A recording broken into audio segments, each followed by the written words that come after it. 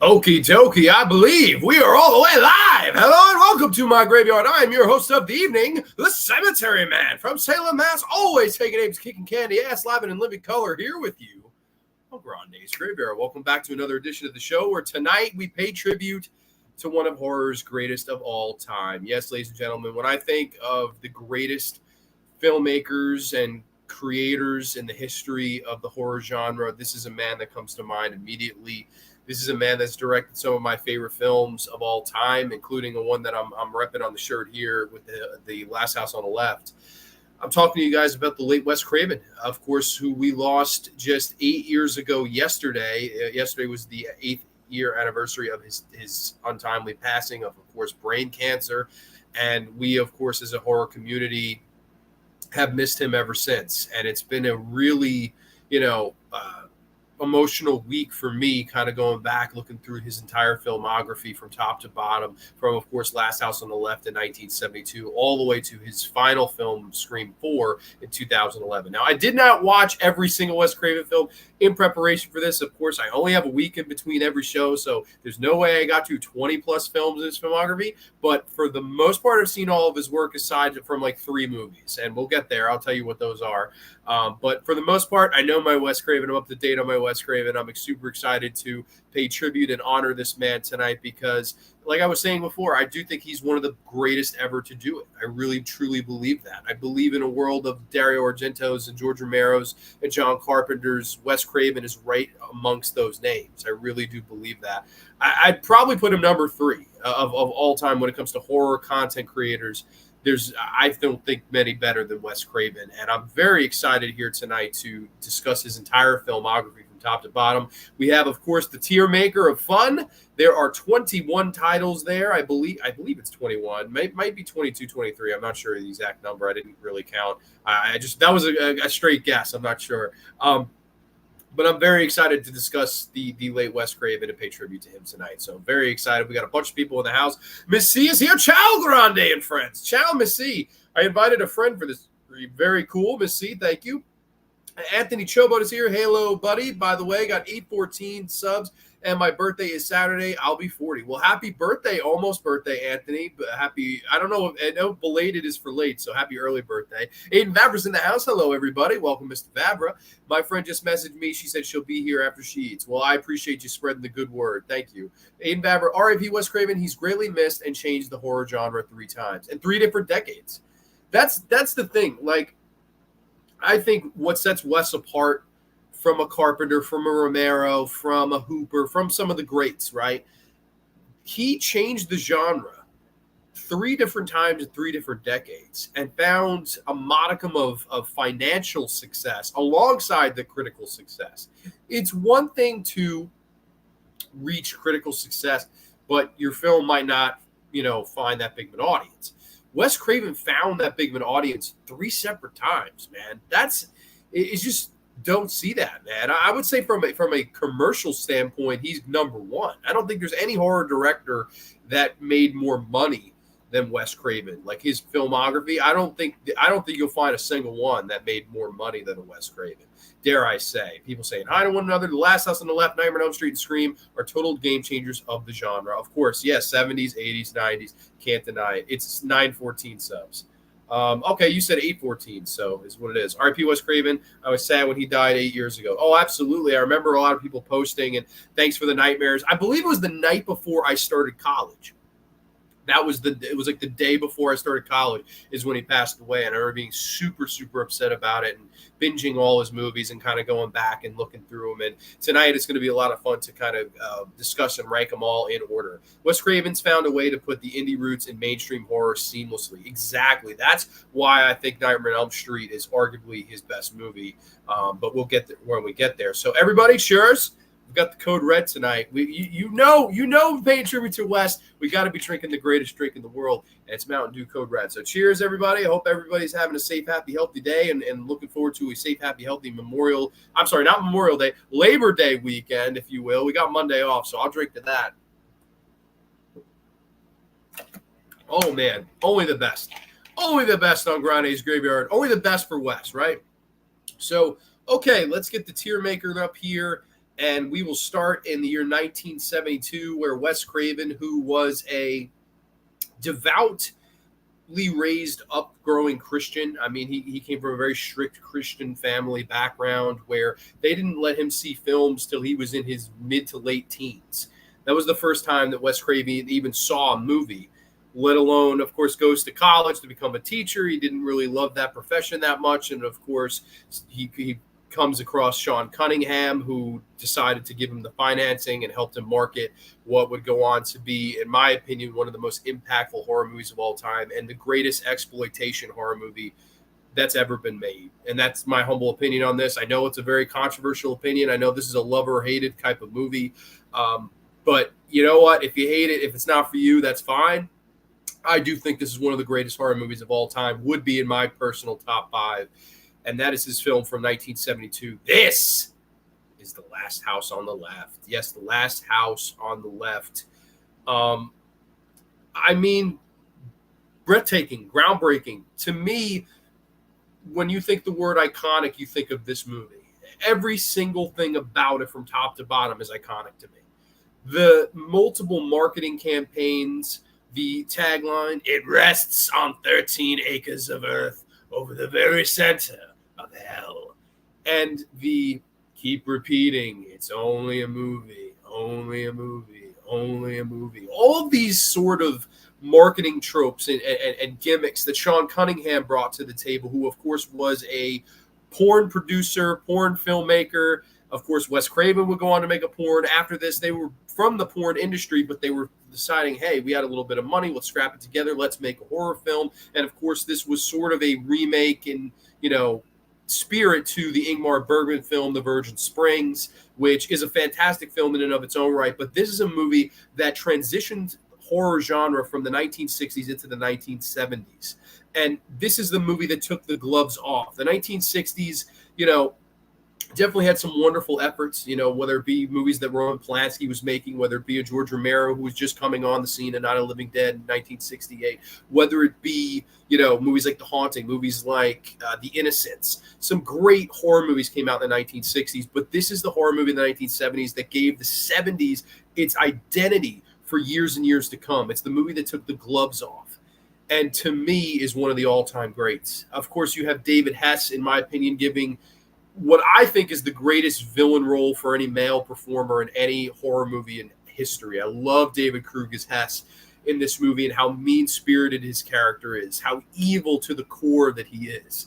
Like I've always loved that Fred Lincoln says, Weasel, he was a bad guy, and Junior, he was just a junkie, but David Hess, he was evil. He was evil. And that's exactly what David Hess is, man. He just brought such a cold-hearted killer vibe to that role and added so much to it. There's nobody else in the world that could have played Krug like David Hess. And of course, Jeremy Renner as Sadie, who was just like a porcelain doll. I always say that she looked like a porcelain doll come to life, who would get on and turned on by sick sadistic shit like having women piss their pants and shit like that. I mean, really mean-spirited villains in this movie. And then, of course, we have Mary Collingwood, played by Sandra Peabody, who has distanced herself from the film ever since it's come out. They say that she was truly freaked out and afraid of David Hess and all the other actors on the set, and she's truly kind of stiff-armed this movie away from her life as her life has gone on.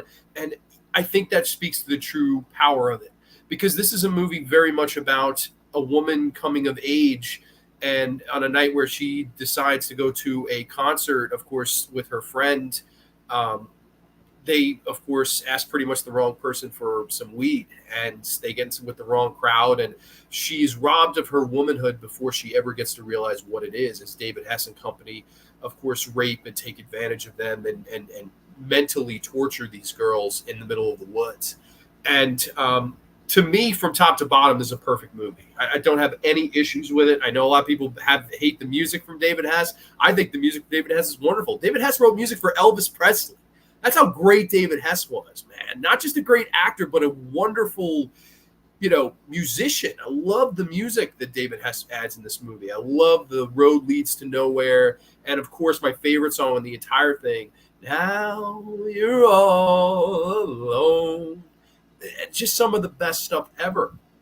And in that vein, one of my favorite scenes in horror's history is after Krug rapes Mary Collingwood, and he gets up and she's wiping the dirt and the grass off of her, and he's kind of picking the grass and the blood out of his hands, and the other two, Fred Lincoln and Jeremy Rain, they just look at him in disgust.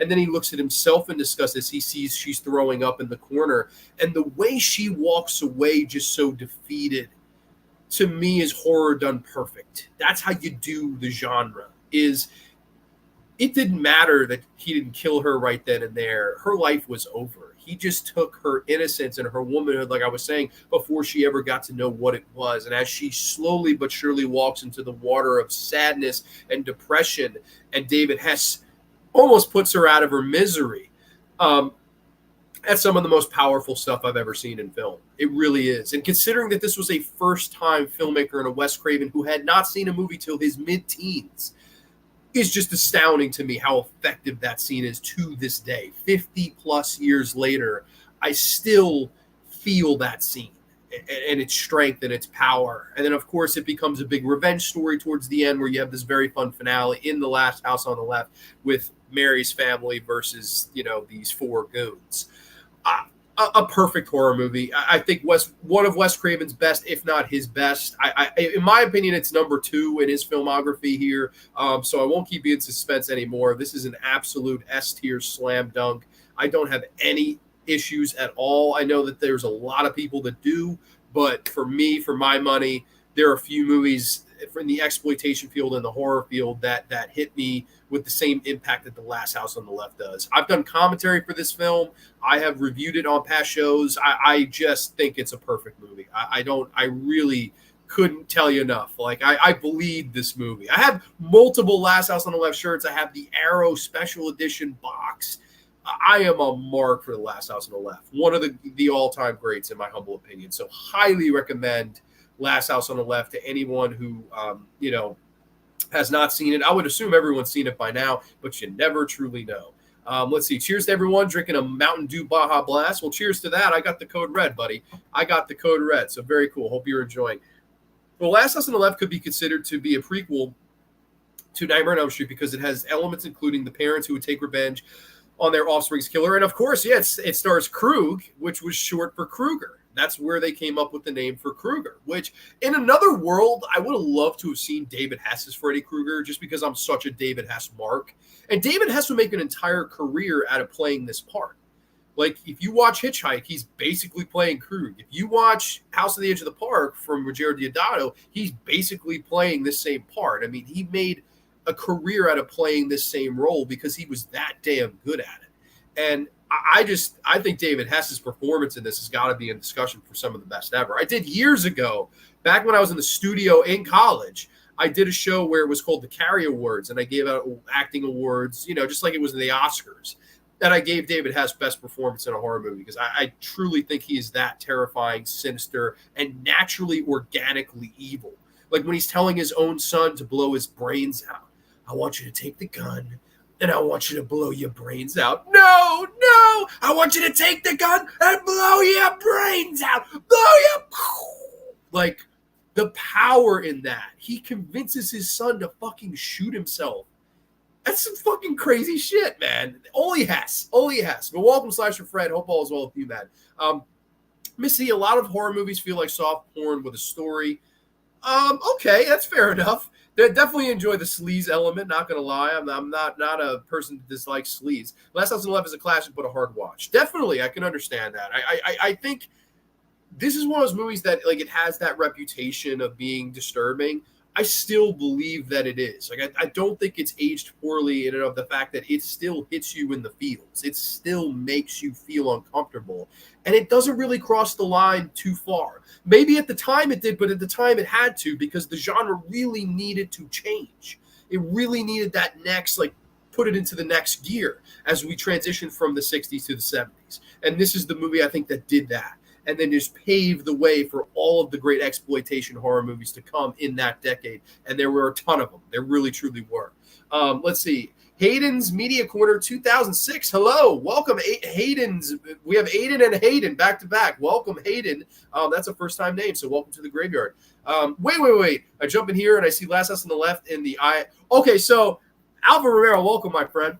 But so each one I talk about, I generally put it in the bottom row, and most of the time it's F. But for Wes Craven, there's actually 3 of these that I haven't seen. So, of course, the ones that we talk about always go in the bottom row. That's just kind of Grande's Graveyard style here. So, of course, I have seen it. I'm only wearing it on my damn shirt now. I'm only rocking the damn shirt of it. So, I mean, it is what it is. But welcome, my friend. Hope all is well with you. Hey, Hayden. Hey, Alpha.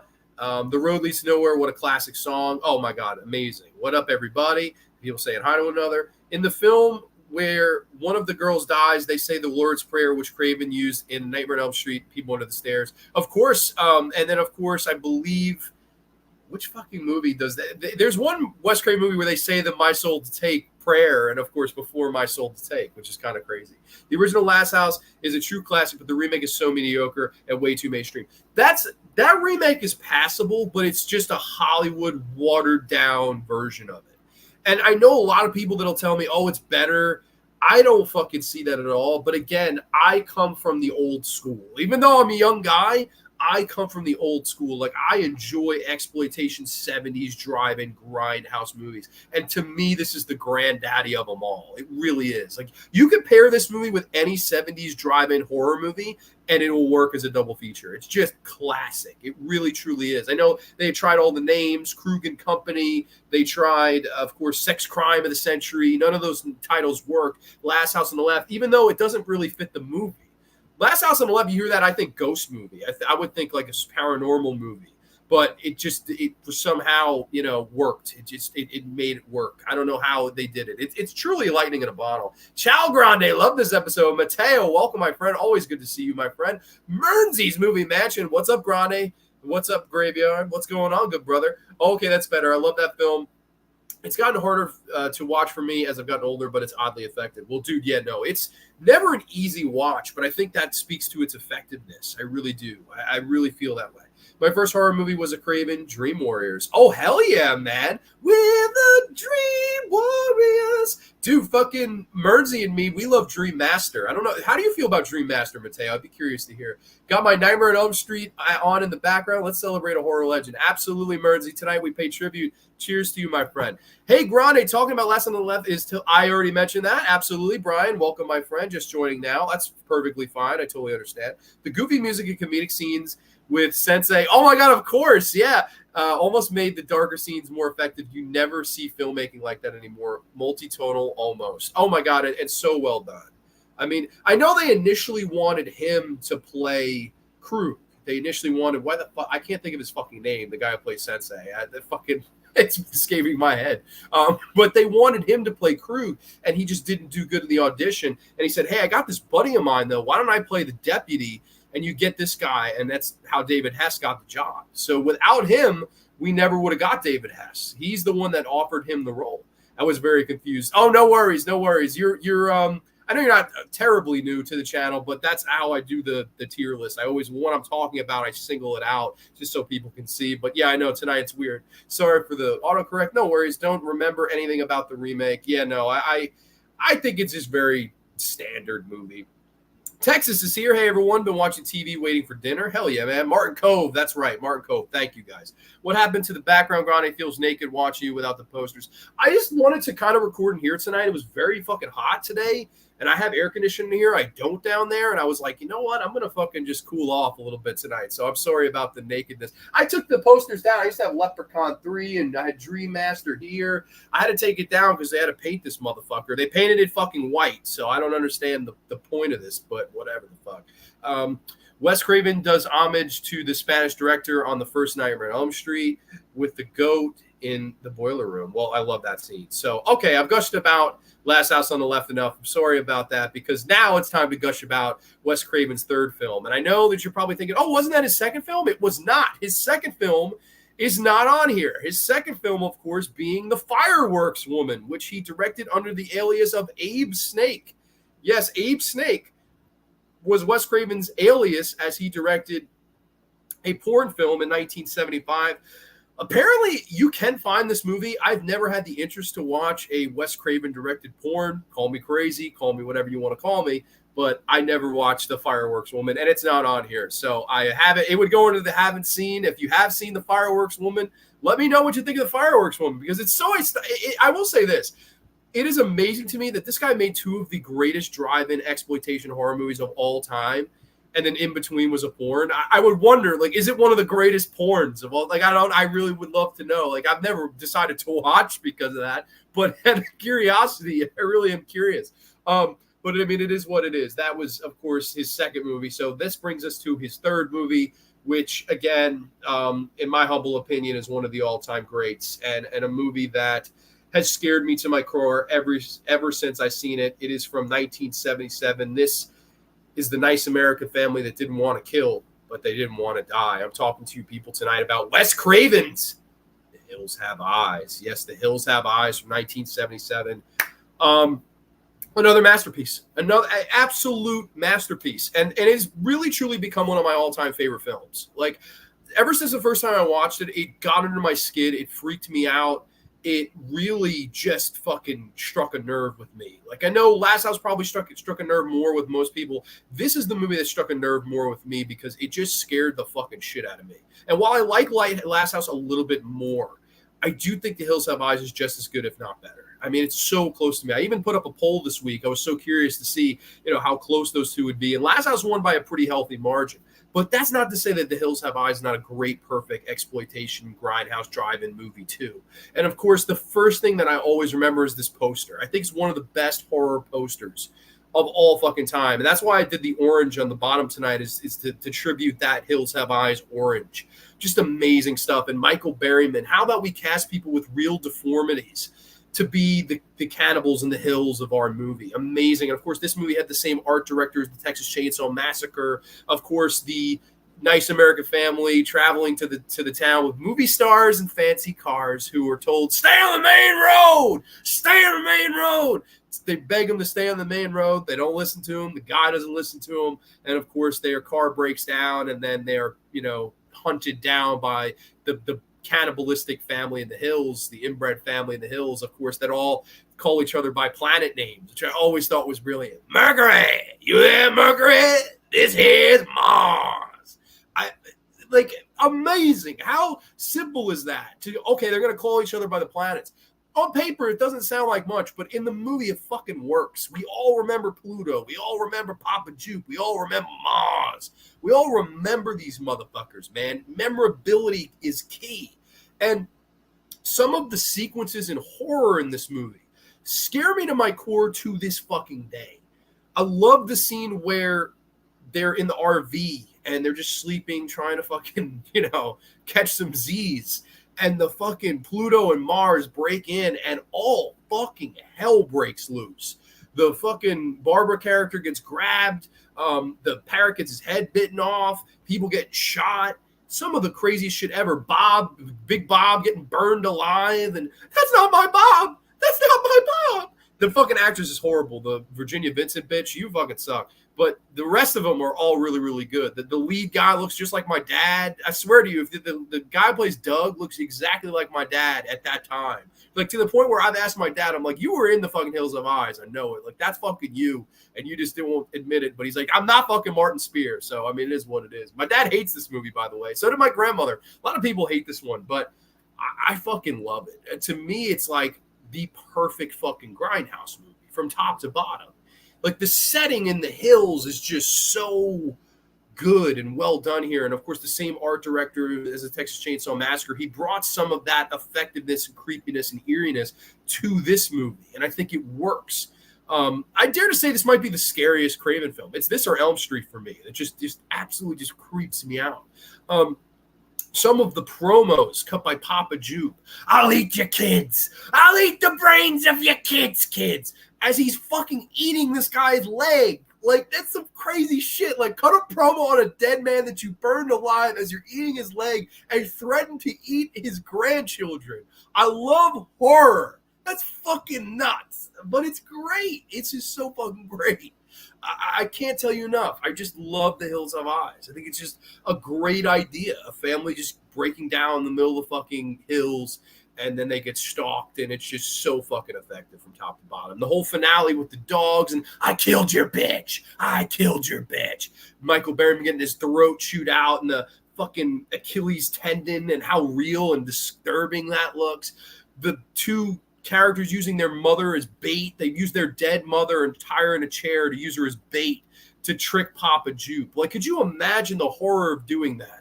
Like, to save our own lives, we have to use our mother as if she was a fucking worm or piece of bait, and we put her in the chair to trick the antagonist and blow him up in the fucking RV. That's horror done right again, man. Like, that's so sick when you think about it. Like, could you do that? I don't think I could do that. I don't think I could use my mother, my dead mother, as a fucking piece of bait. But these kids did, and they fucking, of course, kicked some candy ass. Of course, Ruby! Love fucking Ruby. And, of course, she was also in Eaten Alive, which is Tobe Hooper. She did the movies back-to-back, worked with Hooper and Craven, although she says she never worked with Hooper. So, I mean, you know, this is what it is. But I love Ruby. Love the finale. I love the fade to red. Another perfect movie. I could literally go on forever about these first two movies, and I don't know. I think they're perfect. Hills Have Eyes is going to be another S tier for me. One of horror's greatest efforts, one of horror's most important movies, and to me, an incredible sophomorial effort, even though it wasn't really. Right, this is the third movie he did, but horror movie wise that we're talking about tonight, amazing sophomorial effort. Like, amazing to me how much he grew in the 5 years in between, and only directing a porn in between. How much better this movie is from a filmmaking standpoint. This was one of those movies I believe was shot on 16 millimeter. Peter Locke couldn't afford to do 35. It would have been amazing on 35. They blew 16 millimeter up to 35, and it just still works to this day.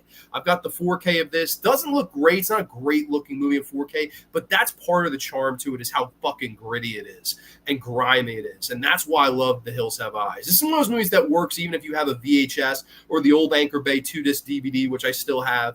A nice American family that didn't want to kill. They did, but they didn't want to die. To me, horror's greatest tagline. You can't beat it. The Hills Have Eyes, a horror masterpiece, in my humble opinion. Absolutely love this movie. So let's go back here. I believe we were here. The Fireworks Woman, LMAO. Yeah, no, I haven't seen that one. I forgot the director that Wes Craven does that homage to, which is Louis Bueno. Okay, very cool. Heroic Wobbles is in the house for the second straight week. Welcome, Heroic Wobbles. Hope all is well with you. Wes Craven truly did it all. Damn right he did.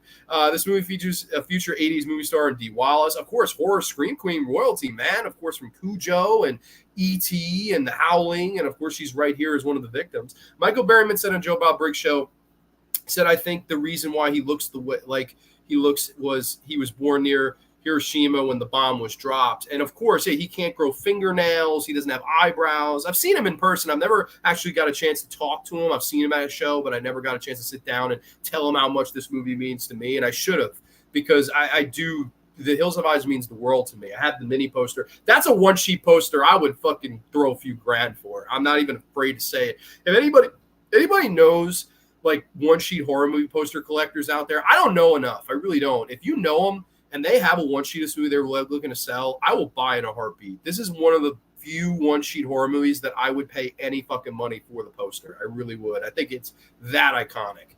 I like the original Wes Craven Hills Have Eyes, but I love the remake more. A lot of people feel that way. To the point where I think the majority feels that way. I think more people like that remake better than the original. I don't see it at all. I like the remake. I like Alex Aja. I think he did some good things. It's better than the fucking Last House remake. I'll say that. But there's no, like, I don't think there's any fucking way I could even compare. I think it's like a miles difference that the original, like, again, that remake, they focus so much on the bomb and the deformed, oh, we were deformed from the bomb, you dropped the bombs, whatever the fuck. This was, I liked the origin story better here, where, you know, he came out crooked and sideways. He tore Martha apart, and then he took his whore. I knew he'd done it. He ran it to the hills. I love the origin story here better, where, you know, this fucking kid was just crazy, ran into the hills and had his own family with a whore. I mean, I just think that worked so much better. And again, Wes Craven casting people with actual fucking deformities. Like that, a lot of people wouldn't fucking do that. But like that's something that Todd Browning did in 1932 with Freaks. Cast actual freaks, not people that are going to act like freaks, but actual fucking people that are freaks. It just adds so much more layers to the fucking onion. And like, so for perfect example here, and how you know I love this guy and how I love this movie. When I just made my short Down by the Bay, I have a friend that he's missing an arm. His name's Mark. He's a great person. He edited the movie, did a great job, wonderful guy, wonderful to work with. He does some acting locally. And I came to him and I said, man, listen, I don't want you to take any offense to this. I was like, I want you to hear me out and I want you to, listen. And he said, what's up? I said, I want you to be in my movie and I know you have a deformity and I want to fucking use it.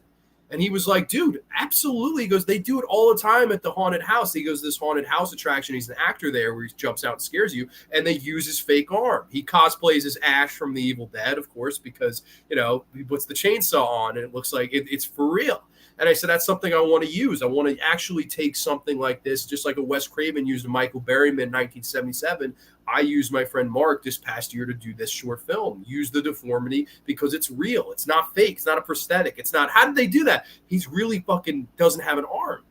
I just think there's so much more power to that, so much more weight to it. And after I got his blessing, after I got his okay, I said, man, let's fucking do this. Let's go make a movie.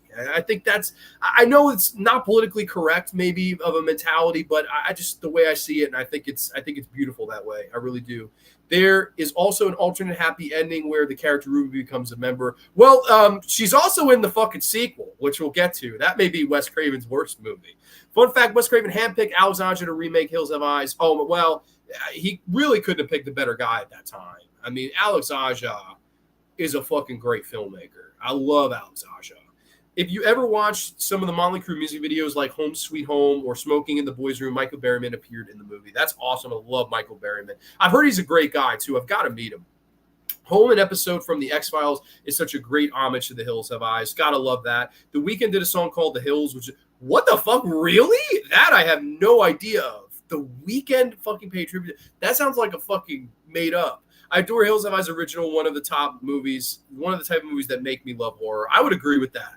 Like if you said to me, Grande, like give me two exploitation movies as to why you love exploitation, I'd pick these two. Like there's no fucking hesitation. Have the Arrow special edition. It's beautiful. So many scenes. I personally dig the remake a bit more, but definitely appreciate Craven as well. Oh, no doubt. I have both the Arrow editions of these movies too, and they're both fantastic. Love the booklet, love the special features, amazing. I have $1 million one sheet of. I don't have $1 million, but I definitely would love to buy one. Another damn good job by the Graveyard Keeper. Everyone, smash the like button. Labyrinth this year. Labyrinth, my friend, always good to see you, buddy. Michael Berryman, I think, was the principal for the school. It's exactly okay, cool. Yeah, Grande, not using CGI has more integrity for your film. Well, I couldn't even afford I don't even know how to use CGI, but fuck CGI. I really like the video game Red Dead Redemption, and there was a mission called Mission Appetite. In that mission, you got to find a serial killer that lives near the hills. That's cool. Berryman was also, yeah, of course. You're going to be fucking those chickens now. I love that, man. I got a one-sheet poster, a bridge for, oh my God, if you had a $1, one sheet of Hills Have Eyes, I would be pretty excited. I would pay you more than $1 for it. But let's move on. Let's move on into a movie that is very, very under-talked about, and understandably so, in my opinion. Of course, this was a made-for-TV film from the year, I believe, 1978. This is Summer of Fear, starring Linda Blair. It's Linda Blair-ific, of course, from The Exorcist fame just 5 years or so before this. Horror royalty is Linda Blair. I've always thought this movie was sort of blah. It is like Wes Craven did a lot of TV work in his day, and especially towards the mid 80s when he was running out of money, getting sued like crazy. He did a lot of director for hire jobs that he's probably not proud of. This is one, though, that happened before all of that. So this is a movie that he was probably much more into. His heart was much more into. I know Vinegar Syndrome just released a special. I don't know if it's a 4K, but I think they did a Blu-ray of this, which is cool if you're a diehard Craven collector, if you want to own all his movies. Summer of Fear is one that you definitely want to add to the collection. But it's one of those movies where I'm like, I don't know. I always thought it was just sort of middle of the road. I saw it once. I kind of forgot about it. It's just one of those movies where, yeah, I've seen it. It's okay. It's like a C minus for me. I don't. It's not definitely. I spent for hell and ever talking about those first two. This one, it's just a gloss over. I really don't care about it. I don't think it's anything special. I know people have said it's one of his most underrated. I completely disagree. I don't think there's anything special about this movie. The film was also called Stranger in Your House. In Our House. That's right. Dream Master, goodish, but Dream Warriors, on my opinion, was the best Elm Street. What do you think? My favorite Elm Street's the original, followed by the Dream Master. I love the Dream Master. Then I'd say Freddy 2, and then Freddy 3. The first four are the best. No matter which way you order them, I think the first four Elm Street are the best. And then I would say New Nightmare would be number 5. I think those are the top 5 Elm Street. And the rest is for the birds. Hey, Miss C. Hey there, lady. Grande, did you see Music of the Heart? I did not. That's one of the 3 I've not seen. So when we get there, we'll have to. It is forgettable. Coming off those 2 movies, to do a TV movie and put the gloves on just felt very odd. It's very odd for Wes Craven here. James Abernethy is here. Hey, Grande. Hey, everyone. Welcome, my friend. Buy The Fear for Vinegar Syndrome. Craven makes a cameo. Highly recommended. Well, I know he also makes a cameo in The Fear, which I know you love that movie, Merns. You were telling me all about your love for The Fear. But Summer of Fear, yes, that lands at a C minus. Not a great movie, but this next movie here is a very interesting one. Of course, came out the year of the slasher movie, and this is by no means a slasher, but this is a movie I have seen more than once, and a movie that, again, I'm sort of lukewarm to. I don't know how I feel about this one overall. This is one that I probably should have and could have rewatched for the show. This is from 1981. This is Deadly Blessing, of course. And let's face it, Sydney, your mother was no Sharon Stone. Sharon Stone stars alongside Ernest Borgnine, who at this point was the biggest, highest profile actor that a Wes Craven had worked with. And Wes Craven even admitted in interviews that he was very intimidated in working with a guy who had won an Oscar, and Ernest Borgnine, of course, for Marty in the mid-1950s. I believe 1956, he won the Oscar for Marty, a great film, and Ernest Borgnine, a great actor. My generation remember him as fucking Mermaid Man from SpongeBob. That's what my generation probably remember him from. But this is an interesting, like, a period piece. And I always thought this movie was very interesting in and of the fact that a lot of the tropes and gags in it, he would go on to use in Elm Street. Like, there's the famous scene with the woman in the tub, and there's a snake that pops out in between her legs, goes forward, and then pulls back in. 3 years later, when Elm Street comes out, instead of a snake, it's Freddy's claw coming out of the. I always thought that was so cool how he ripped himself off. He paid homage to himself, and it's always remembered there, but very few remember that it was done here first. What I thought was interesting. I liked the whole setting. I liked the atmosphere. I liked that the movie is sort of like a whodunit in a way where it's not a slasher movie. It's not a serial killer going on, but everyone's unsure of everybody. There's a lot of red herrings as to what may just be going on. And I thought the acting in this thing was fairly well done. There's an interesting sequence with a spider in the film where Sharon Stone, of course, before she was famous, had them defang the fucking spider, which is like an infamous story with this movie where, of course, the spider probably died because of Sharon Stone. She was nobody at this time. I mean, a beautiful woman, but from everything I've heard, she was not a very nice lady. It is what it is. The thing that, like, I always remember about this movie is the crazy batshit ending that doesn't fit with the rest of it. And I know Wes Craven was furious that they changed the ending on him here. There's a lot of movies where the studio just absolutely dabbled too far in, like Deadly Friend and Cursed. And there's a lot of Wes Craven movies where the studio just went too fucking far. Hell, even Elm Street, Bob Shea changed the ending. Wes initially always wanted them to walk off into the sunset and the girl skipping rope and 1, 2, Fred, he's coming for you. That was always the plan. And then the studio, Bob Shea, he wants to jump at the end. And Wes was so mad. This is another one of those movies where I think that the twist ending is just bizarre and it doesn't fit with the movie. And if you see the movie, you know what I'm talking about. The whole fucking devil, like, dragging people. Like, what? Like, you never see that coming, and it's just an absolute, like, way out of left field for an otherwise somber periodic piece horror movie.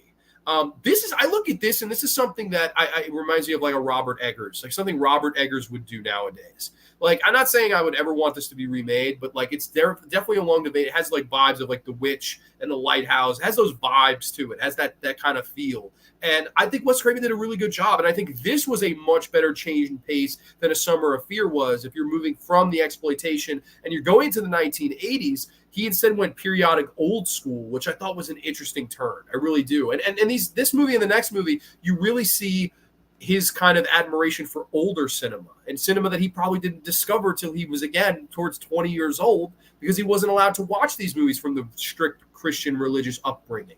And this is one of those movies that I do think is solid. So Deadly Blessing for me is going to come in as solid B, not a B minus, not a B plus, solid B overall. I think this is a movie that's worth watching in his filmography. It's a movie that I think that honestly deserves a little bit more talk. It's definitely one that I don't go back to and watch as much. But at the same time, I definitely don't think it's one that you just skip over either. I think it's a solid enough movie, definitely passable. So let's go here. I think we were here. The first Nightmare on Elm Street is classic. Dream Warriors has some interesting shots. New Nightmare is good, but I didn't really care for the rest. So, okay, that should be your top three. Grande, I never saw Marty. Is that film a tearjerker? Oh, absolutely. Marty is one of my favorite Academy Award nominated movies ever. Like Ernest Borgnine is so great in that film, and I think it's a very relatable movie. I don't know. I really enjoy Marty. Again, though, that's you're talking about a movie from the mid '50s. Like I'm old school. Like I don't know. Well, granted, you're probably old school too. So I mean, maybe you dig it. That's just me though. In Deadly Blessing, the scene where the woman is sleeping in the bathtub. Yep, exactly. I mentioned that already. Deadly Blessing, it's watchable, but not a film I go back to a lot. Exactly. That's the only thing that I would say cripples it. It doesn't have that rewatchability. It's like, yeah, we could go rewatch Deadly Blessing, but we could rewatch The Hills of Eyes. Like we could watch Shocker. We could it's just not as rewatchable. I don't think that's for Sharon Stone. In my adolescence, I almost became blind. True story. Oh my God, really? That's amazing. That's absolutely amazing. Grande, have you seen the Nightmare homage in The Simpsons with Groundskeeper Willie as Freddy character? I have not actually. I haven't watched enough Simpsons in my life. Wes Craven sure did rip himself off a lot, but always tried to improve some scenes in early work. Of course, it's so much better done. It's an iconic scene that you always remember. I like the line in the original film where the girl says, "Please, God, help me. This is God." Love that scene as well, man. I know the studio changed the ending to My Soul to Take 3 times. Yeah, no, if there's ever a director that the studios dabbled in, it's Wes Craven. I mean, they changed so many endings on that poor guy, man. Like, I always wonder if Elm Street had just ended with that walking off, how that would work. Like, I wish there was a cut of the film where you could watch it and that was the ending. Like, I know you could watch the alternate ending separately, but I'd love to watch the whole film with that editing edited in there, because the ending of Elm Street is the only thing where I'm always like, it didn't work. And the whole cartoon ripping the mom, Ronnie Blakely, through the door, that didn't work. Also love that shot of blood blasting at the top. Oh my God, of course. So we're gonna get there. We're gonna get there, guys. You guys jump into Elm Street on me here. Wes Craven also had director for Wonderful World. That is another one I haven't seen, but it is on here. You actually will see it on here, so we'll get there. Do you ever find yourself having a dream that feels like an Nightmare on Elm Street movie and it's actually an enjoyable nightmare? How's this for a wet dream? Of course. I've had some wet dreams in my life. Sean Blue Digital's here. Good evening, Graveyard Crew. What's up, Sean Blue? Hope all is well with you, my friend. Craven was also featured on a reality TV show where they let the filmmakers make short films, and the one that won was the competition gets his contract with Spielberg, who appeared on the last show. Oh, that's cool. I've seen that, Kubrick. Okay, cool. I feel the same way about Deadly Blessing, but I'm due for a rewatch. Only saw it once. It's the Blu-ray release. I wonder why Scream Factory won't give it a 4K. Well, that's all their gimmick is lately. It's re-release shit on 4K, so maybe. I had Deadly Friend in that 6-pack. There was like a random 6-pack of movies. I think Chopping Mall was in there.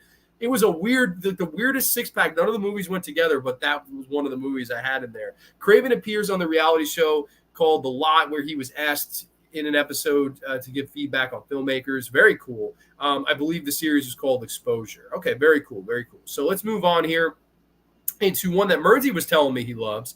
This is from the year 1982. This was got to be one of the first DC comic movies out there. Dare I say the first. This is Swamp Thing from 1982, which again is a very under talked about Craven film. And again, another one I don't go to as much. I mean, I love the cast. Of course, you have Michael Berryman, you have David Hess, so you have some of the guys that were working with Wes Craven at the beginning. You have Adrienne Barbeau, who was married to John Carpenter at the time, and she was basically working with every fucking great horror director. Like in 1981, it's Escape from New York with Carpenter, her husband. In 82, she works with George Romero and Creepshow, and then also in 82, she works with Wes Craven and Swamp Thing.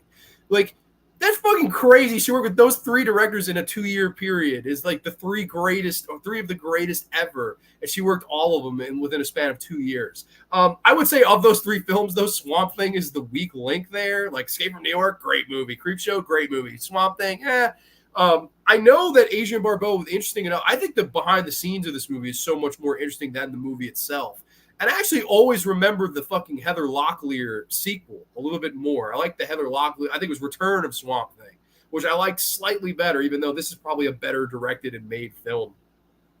Adrienne Barbeau always says like the amount of cocaine that was on the set of this movie is insane. Like she said that like if this was today, they would have all been locked up for the amount of cocaine and possession that they had in this movie, which is astounding to me, and it makes me very interested to like have been a fly on the wall at this time and where this movie was being made, because I've heard some really fun stories of the behind the scenes. The suit of Swamp Thing, I like it and I don't. It's very like. I like that it's practical, but at the same time, you could really fucking tell it's a suit. This is, I think, a very nice homage to like Wes Craven nodding to the Universal monster movies. Like if you see the poster, Grant, I know it's very small. That's like a Universal monster movie poster. Is the artwork design they did there. I thought that was really cool. I liked the kind of old throwback to, Universal monster movies and the Creature from the Black Lagoon. Here was Swamp Thing, which, is a DC comic and a DC hero. And I thought, a very interesting project for him to tackle. Again, though, not one that I've been a big fan of, kind of middle of the road movie for me. But I mean, it is what it is. For me, it's like a C+ to a B-. We'll bump it up to like a B-. I think Swamp Thing's like a B- here. So that'll go right next to Deadly Blessing. B- here. Let's go to comments. I think we were here. Swamp Thing, again, it's watchable, but not one that I go back to a lot. At this point, Last House on the Left and Hills of Eyes are definitely Wes Craven's best film so far. Of course, until we get to a movie that's coming up very shortly. Chris is here, my colleague. Chris, welcome, man. Good to see you in the graveyard here tonight. Hope all is well with you, buddy. Stoked it's Friday tomorrow. There was also a live-action Swamp Thing TV series spinoff, and there was a Swamp Thing card, and there was, of course, the sequel with Heather Locklear, and I think James Wan was doing the Swamp Thing TV show that's coming. I've heard that for a long time, but I don't know where the status or if it's out. I don't know. I've totally missed it if it did. I Googled it. It's called The Lot. Okay, very cool. But let's move on into, of course, a couple years later, 1984, where, holy moly, man. Holy moly. This was a busy time for Wes Craven. And it's crazy to me to follow, before his best movie, he makes this really bad TV movie from 1984 called Invitation to Hell. Wow. This is one I want to gloss over. It's not a great movie. It's actually quite bad. It's crazy to me that this is the movie he made before Elm Street. It's just wild. Of course, this is like a bad version of The Faculty. I love The Faculty. I think that's a great movie. Josh Hartnett, Jordana Brewster, Elijah Wood, great flick. Robert Rodriguez did a wonderful job.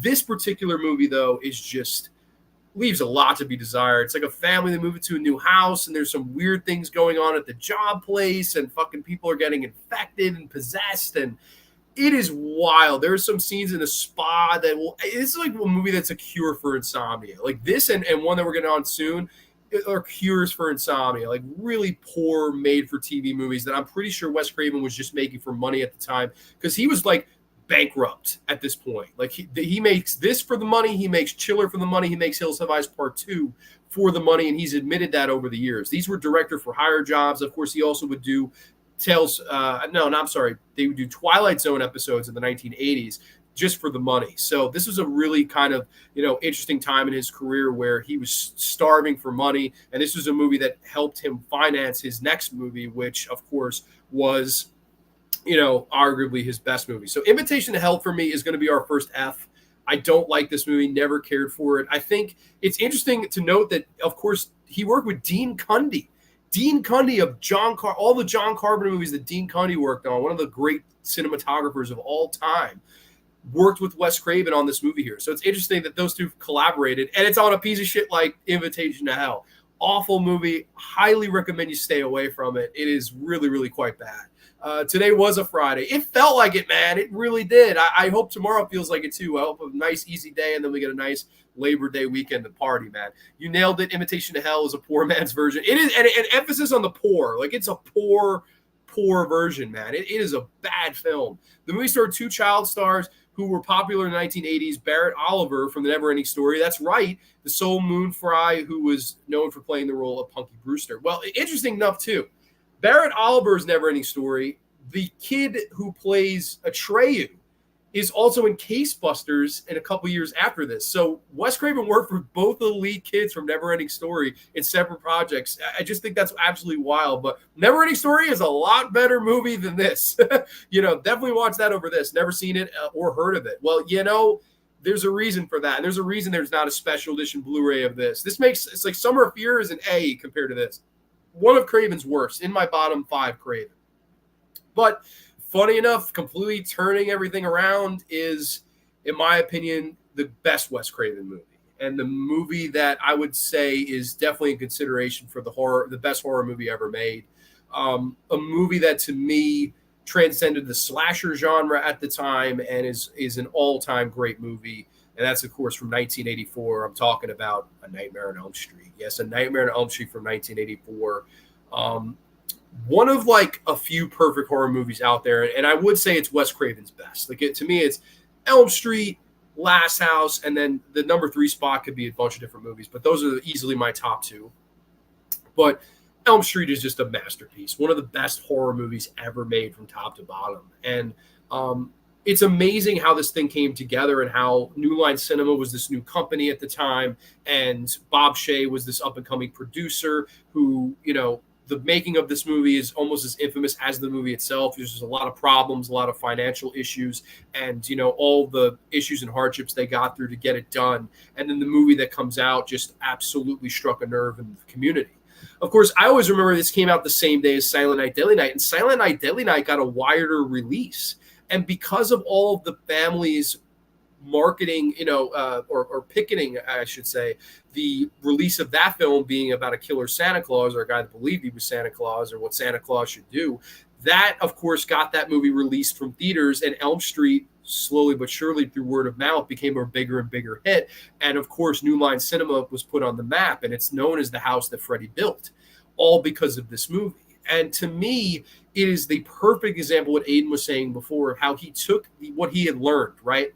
The exploitation roots of A Last House, of A Hills Have Eyes, of even A Deadly Blessing, all the things that he had learned at this point, and taking the mainstream money and making a mainstream successful horror movie is astounding to me. Like, this is, you see the growth of a filmmaker, and then they grow up to make that great film that goes on to define their career forever. And this is that movie for Wes Craven. It really is. You see, the youth, and then he's grown into, he's a fucking filmmaker now. He is really one of the best on the block now. And I think that's what Elm Street is for him.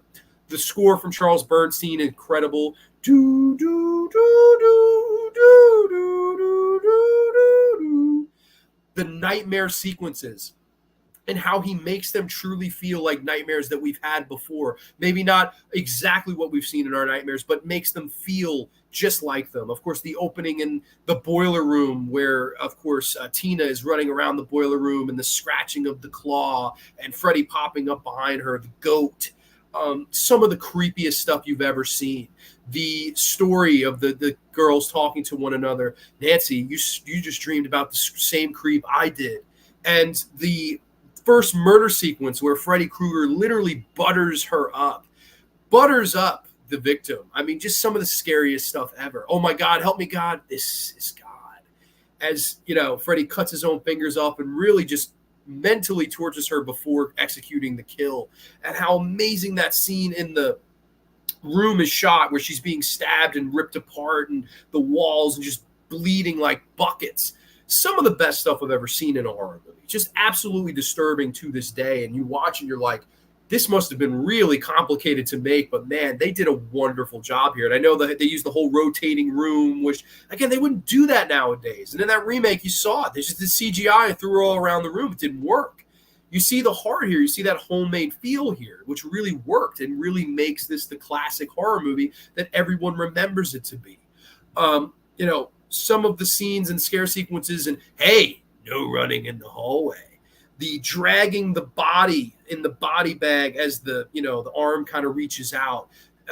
What happened to your arm? burned it in English class. And fucking unbelievable scare sequence in this. A truly terrifying movie. Of course, Johnny Depp on the bed getting sucked down and shot up across the ceiling, only for his parents to watch in horror. Just arguably one of the best horror movies ever made. In my top 4, it's top 4 horror movie ever for me. It would be Dawn of the Dead, Texas Chainsaw Massacre, The Shining, and then it would be this movie. I mean, it's that fucking great. It's a perfect film from top to bottom. Arguably the best. I mean, it's just so great. The nursery song, 1, 2, Freddy's coming for you. Perfect. Masterpiece. His best movie. To me, a true testament of how great this guy is and how great he was. To me, the pinnacle of his career, and one of my favorite all-time movies in A Nightmare on Elm Street, man. Love it. In the opening, the lamb in Tina's dream could be a reference to the famous lamb jumping off the fence, where people count in their minds. Yeah, you got to count the sheep, man. That's totally a metaphor for that. The same year the movie came out, there was a skiff movie called Dreamscape, which also had a character who has the ability to enter dreams, which, of course, that movie's definitely not as remembered as this one. Nightmare on Elm Street is a flawed masterpiece due to that ending. Yeah, I mean, I don't know. To me, it doesn't ruin the movie. Like, I've seen this movie on 35 millimeter twice. I'm lucky enough to have seen it twice on 35 millimeter with a crowd, and it never loses its impact. To me, it's just like one of the most groundbreaking horror movies of all time. Because, again, slasher movies, even in 1984, were growing stale. How many times can we do a slasher in the woods? How many Cropsies? How many Madman Mars? How many Jason Voorhees? How many times can we go into the woods and have a slasher? We needed something new at the time, and this just changed everything. Let's bring dream logic in there. Let's play with lighting. Let's play with scares. Let's play with music. Let's play with styles. Let's play with, all of these different things that he somehow combines into one film, bringing alongside that exploitation grindhouse feel that he started with in the 1970s and takes to the 1980s and just crafted his masterpiece. It really is his masterpiece. It's an incredible movie. The rotating room is one of the best scenes in any horror movie. I completely agree with that. To me, sets this movie above and beyond. Like that scene, if it was even just that scene, it's just like, wow, like this guy's come to play. Like, I mean, it's just absolutely breathtaking. His arm getting all along in the alley, creepy. Of course, like I love the mentality of a Freddy Krueger. It's not about killing you. It's about terrifying you to your absolute limit and then executing the kill. It's Freddy Krueger does not just want to execute you. He wants to butter you up. That's the point of Freddy Krueger. And I also think this too, man, at this time, horror needed a voice. And Freddy Krueger was that voice. I mean, you look at the early Universal Monster movies, you have your Frankensteins and your Wolfmans and your Creatures from the Black Lagoon. With all due respect, most of them didn't talk. Frankenstein said a few words, or Frankenstein's monster said a few words. Lon Chaney was great when he wasn't the Wolfman, but he wasn't speaking as the Wolfman. Dracula, Bela Lugosi was the voice of the genre at that time. And of course, I look at it the same way. If Michael was a Frankenstein's monster and Jason was a Wolfman, Freddy was the Dracula that we needed at that time. He was the voice that moved on and transcended the genre. And Freddy became an American icon. He became as Americana as apple pie. Everyone loved Freddy Krueger. He was on the lunchboxes. He was on MTV. He was everywhere. Robert Englund blew up. And of course, that was more later. That was more 3 and 4 where he really became that, cultural icon. And people forget just how scary he is in this movie and the second movie, how dark and sinister and evil Robert Englund played that part. And then, of course, he became more fun Freddy, more one-liner Freddy, which works too. But dare I say, Freddy Krueger became the icon of the 80s when it came to the horror genre. Kids were wearing his pajamas, and he was a child murderer in this film. But people forget that. Like, he was a child murderer, and I know they initially wanted child molester, but they felt that was too pushy at the time, which maybe it was. Maybe it was. I mean, if the world couldn't handle a killer Santa Claus in literally the same day of release, maybe they wouldn't have been able to handle a child molester too. So maybe they made the right call there. But man, this movie from top to bottom is a 10 out of. I think it's one of horror's best. In my top 4 horror movies ever made, and you can easily, if someone says to me, Elm Street's their favorite horror movie, I can't argue that. I don't have a good argument for that because it's a great fucking movie. I think it's absolutely justified. The scene where Rod Lane is hung is a reference to the infamous lynching, which foreshadows, which later revealed that Kruger that lynched himself. Of course, yeah, no, and that's a great scene. I love. Of course, they used the name of Nick Corey in this movie, which I think his name was Zhu Garcia. I think was his real name. He shows up in Candyman 3. Funny enough. I read that Wes Craven got the name for Freddy Krueger from Child Nemesis. That's right. And of course, elongated Krug from Last House on the Left. Krueger just made a Krueger. The Nightmare on Elm Street remake is the only film I've ever walked out of. It was a different level of bad. To me, the worst remake of all time and the worst horror movie that had a budget of all time. I absolutely believe that wholeheartedly. I know Creepshow 3 is my least favorite, and there's probably some lower budget films that are worse. But to me, for a mainstream, big budgeted remake or movie, just movie in general, it's the worst horror movie of all time. I despise it from top to bottom. It had none of the imagination. It had none of the heart. It had none of the scares. It did not have a even tenth a good a performance from Jackie Earle Haley as Freddy Krueger as opposed to Robert Englund. I hate that movie from top to bottom. I think it's just a disgrace. Like, to me, you want an example of horror done wrong?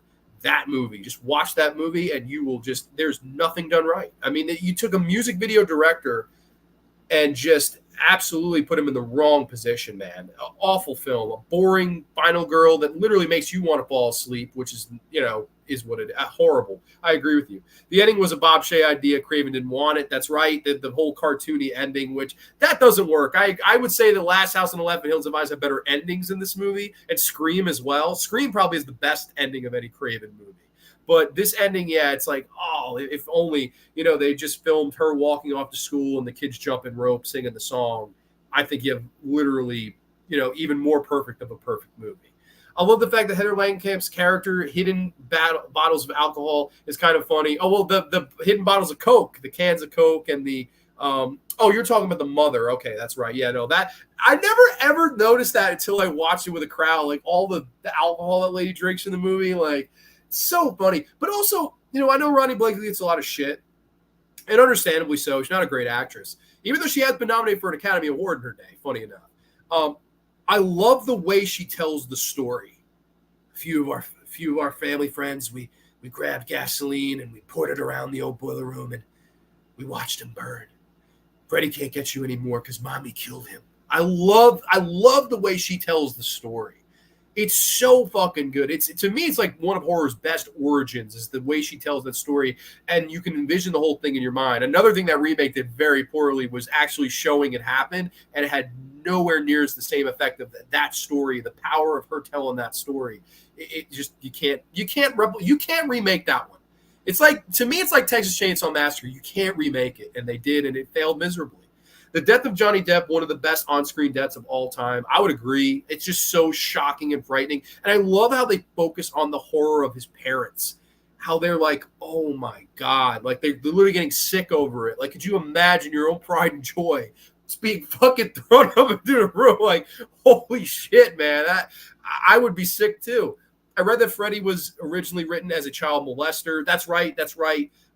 Which I do think, in retrospect, they made the right call. I don't know if 1984 that would have been the right envelope to push. I really think they made the right call there. I think the opening prologue of Freddy making his glove takes place when he was alive. Yes, it does. That's absolutely true. Agreed, Mateo. Grande, have you seen V, the Alien Invasion miniseries and TV show series? Robert Englund played one of the good aliens in that film around the time he was about to become Freddy. Oh, yeah, no, I have. That's a really, really good show, man. The V series is such a cult classic. Absolutely. Let me scroll down here. Oh, wow. We have a lot of comments. Holy shit. Okay, I'll try to run through these a little quicker. Sorry. Depp's death scene gave me nightmares for years, and I never seen blood fly like that. Of course, but man, it's so well done. Doing well. Thanks. Hope as well. Great. The lamb scene at the start. I'm going to skip these a little bit here. R.I.P. Wes Craven doing a tribute to his career in October. My favorite horror director. Nate, Explorer of Horror. If you haven't subscribed to this guy's channel, subscribe. He's doing some great content right now. Super, super big fan of Nate, man. Hope all is well with you, and I'm very excited for your review series because I'm cramming it all in one video. You're going to actually do a whole October dedicated to this guy, and I think rightfully so because he's one of the greatest to ever do it, if not the greatest. How's it going, everyone? Going good. I think It's Creepy Nightmare on Elm Street was actually based on true events. Oh, yeah, that's right. The whole story where the kid came back from, I think it was the Vietnam War, and he said to his parents, if I fall asleep, I'll die. And of course they drugged him, and then he really dies in his sleep. True story. That was what it was based on. And Wes Craven did that a lot. A lot of his movies were based on real story. I think The Hills Have Eyes, like part of it was inspiration from I forget the whole story, but yeah, no, I know he got the idea from somewhere. I heard the director of Nightmare on Elm Street didn't really give a shit and phoned it in. You talk about the remake? Yeah, I know that everyone involved in the movie is admitted that they hate it. And then, yeah, it still has people that defend it. I don't understand. Another ending for Nightmare on Elm Street was to have Krueger driving the car, which that wouldn't have worked. I think it works in the sequel where he's driving the bus. I liked that. But I don't know. The best ending was just, I think, I'm still dreaming and walking in school, and the kids are jumping the rope singing the song. Like we still remember him. We still think about Freddy Krueger. Like, I think that would have been a much more somber way to end that movie, about dreams and nightmares and imagination and all these wonderful things. I think that was probably the best way to end it. And I really wish they could release a cut where that was just why couldn't it have ended that way? I really wish they could release a cut like that. Maybe we'll have to do a fan cut. I'd rather puke in my mouth than slam my head repeatedly into a wall before watching the Nightmare remake again. Missy, I join you on that. I would fucking absolutely join you on that, and I would absolutely never rewatch that movie because it's a piece of shit. Yeah, it's very unique that they don't show the death of Krueger. They have the mom tell the story. People roast the actress. I don't think she was terrible either. I know, like, people say that she overacted, she overdid it. I mean, it is what it is. I mean, granted, John Saxon's a much better actor as the father. He's a much better actor in horror royalty. Blood Beach, Cannibal Apocalypse, Tenebrae. I love John Saxon. I just think, the way she tells that story to me is just amazing. Really, every time I hear it, it gives me chills. I think it's a really underrated scene. Of course. Oh, God, forget it. I hate that movie with a passion. Love how Tina is dragged upside down on the ceiling. Of course, iconic stuff.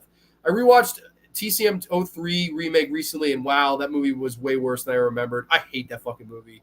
Oh, God, I hate that movie. Without the original Elm Street, I wouldn't be here today. It was the first horror film that scared me, and I have been watching ever since. I have seen the old school VHS with the poster. Dude, man, that is awesome. I remember this is one of the few movies where my dad is not a big horror movie fan, but I remember when I was starting to get into the genre, this was one he said, we have to rent this one.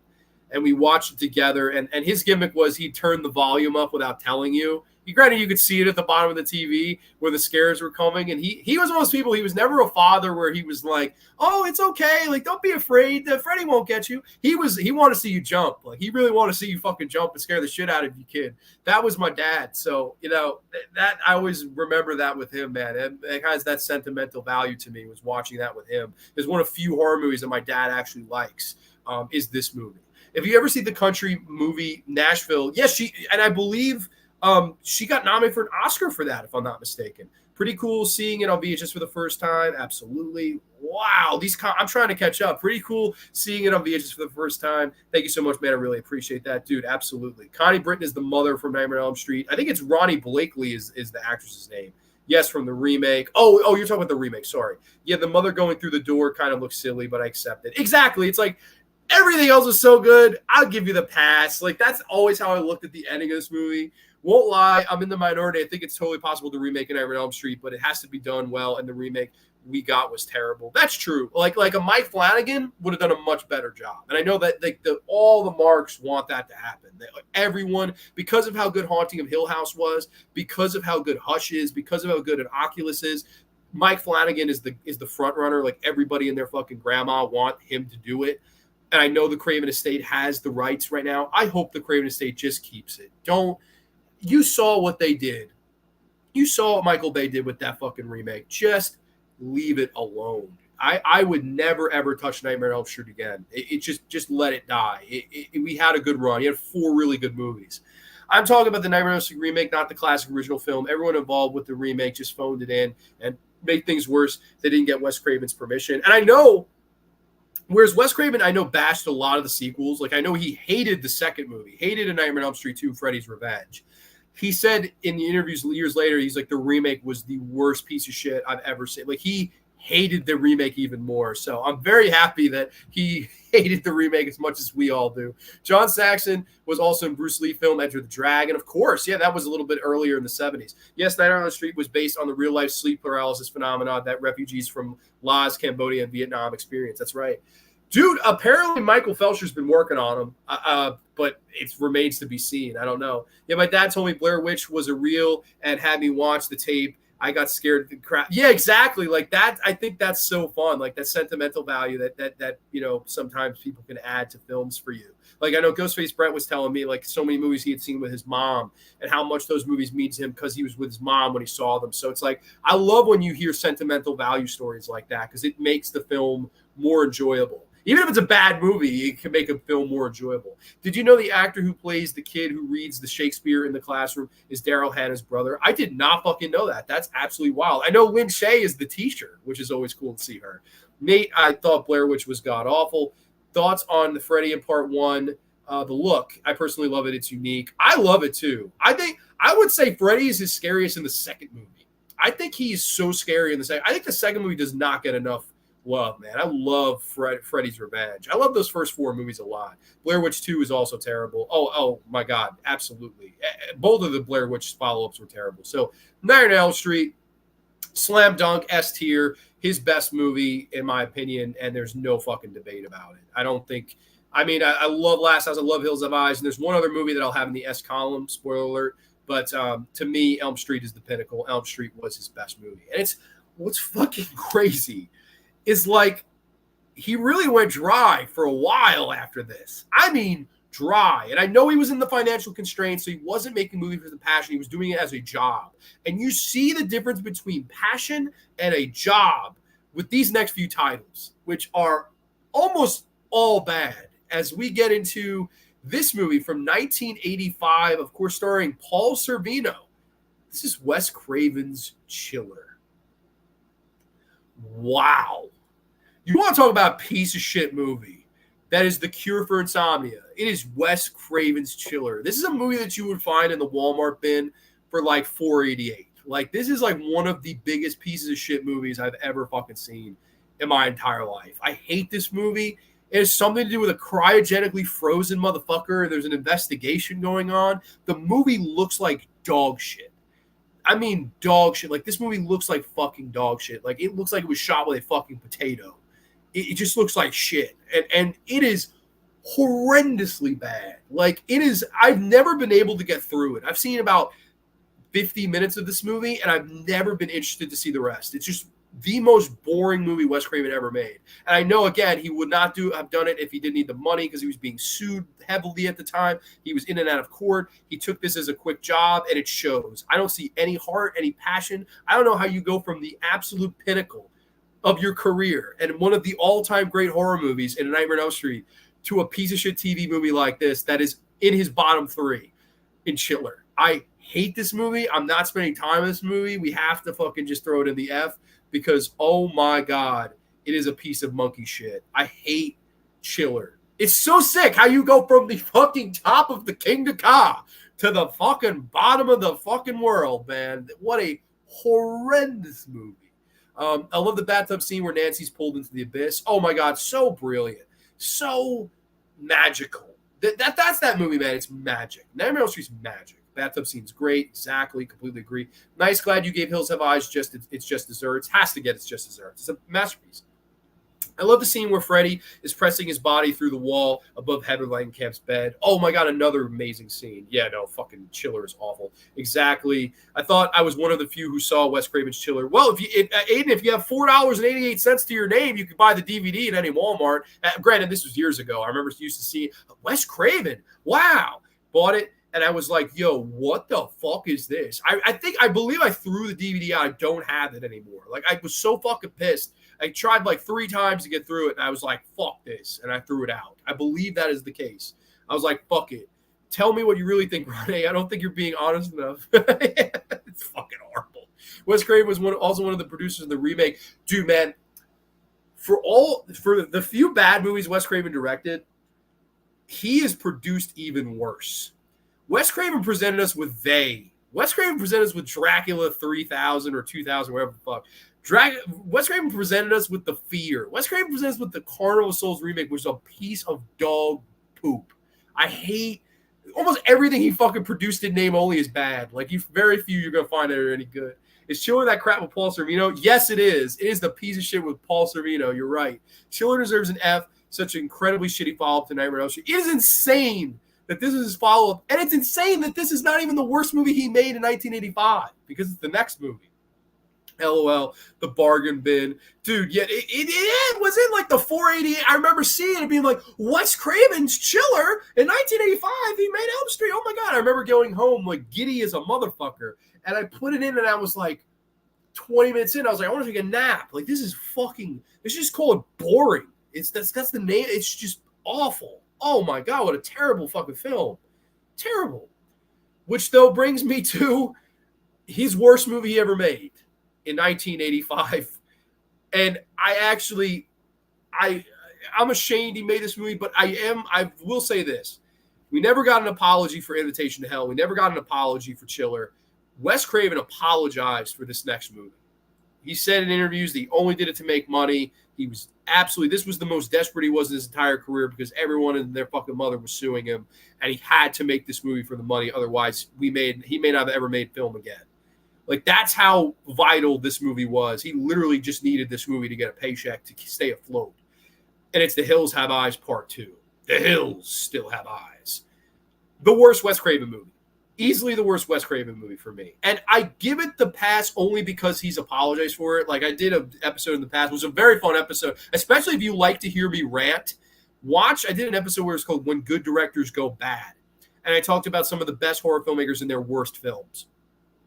And that episode, I didn't talk about this movie because of the apology. I talked about My Soul to Take instead, it made for a much more entertaining review because that's a much more entertaining movie. But this movie is truly Wes Craven's worst. It's so wild to make your best movie and then the next year make your worst movie. It's actually insane. But again, this is just one of those sequels that never should have existed. Like, Pluto is back in it after having his throat chewed out and his Achilles tendon being ripped up by Beauty. I killed your bitch. He's back in it alive. I'm like, how the fuck did you survive, you fucking inbred motherfucker? You have a fucking, oh my God, a bunch of flashbacks. You have Harry Manfredini doing the music. It just basically sounds like a Friday the 13th score that just got misplaced and sent to the wrong fucking company. You've got a blind woman in the lead who knows kung fu and beats the monkey shit out of Michael Berryman, like kicks the shit out of him, cries out, how you kicking the shit out of this motherfucker? You can't see. This bitch is John Cena. You fucking can't see her, and she can't see you, and she'll go kick your fucking candy ass if you smell what The Rock is cooking. I mean, it's just absolutely wild. And the characters are horrible. They're a bunch of dirt bike racers in the middle of a fucking desert, and Bobby doesn't decide to take the trip because he's so traumatized from the first film, but Ruby does. Ruby's back, and she's in civilization, and she doesn't smell like a horse anymore, so that's fucking good. You got to thank God for fucking small favors that Ruby, finally after fucking 7 years in the desert, decided to take a fucking bath, and then she decides to lead these bunch of idiot dirt bike racers out into the fucking hills. Kevin Spiritus is here from fucking Friday the 13th Part 7, which makes Friday the 13th Part 7 look like Friday the 13th Part 5, and fucking everybody and their mother has a flashback in this movie. Fucking Ruby, fucking Bobby, the fucking dog has a flashback in this movie. The dog.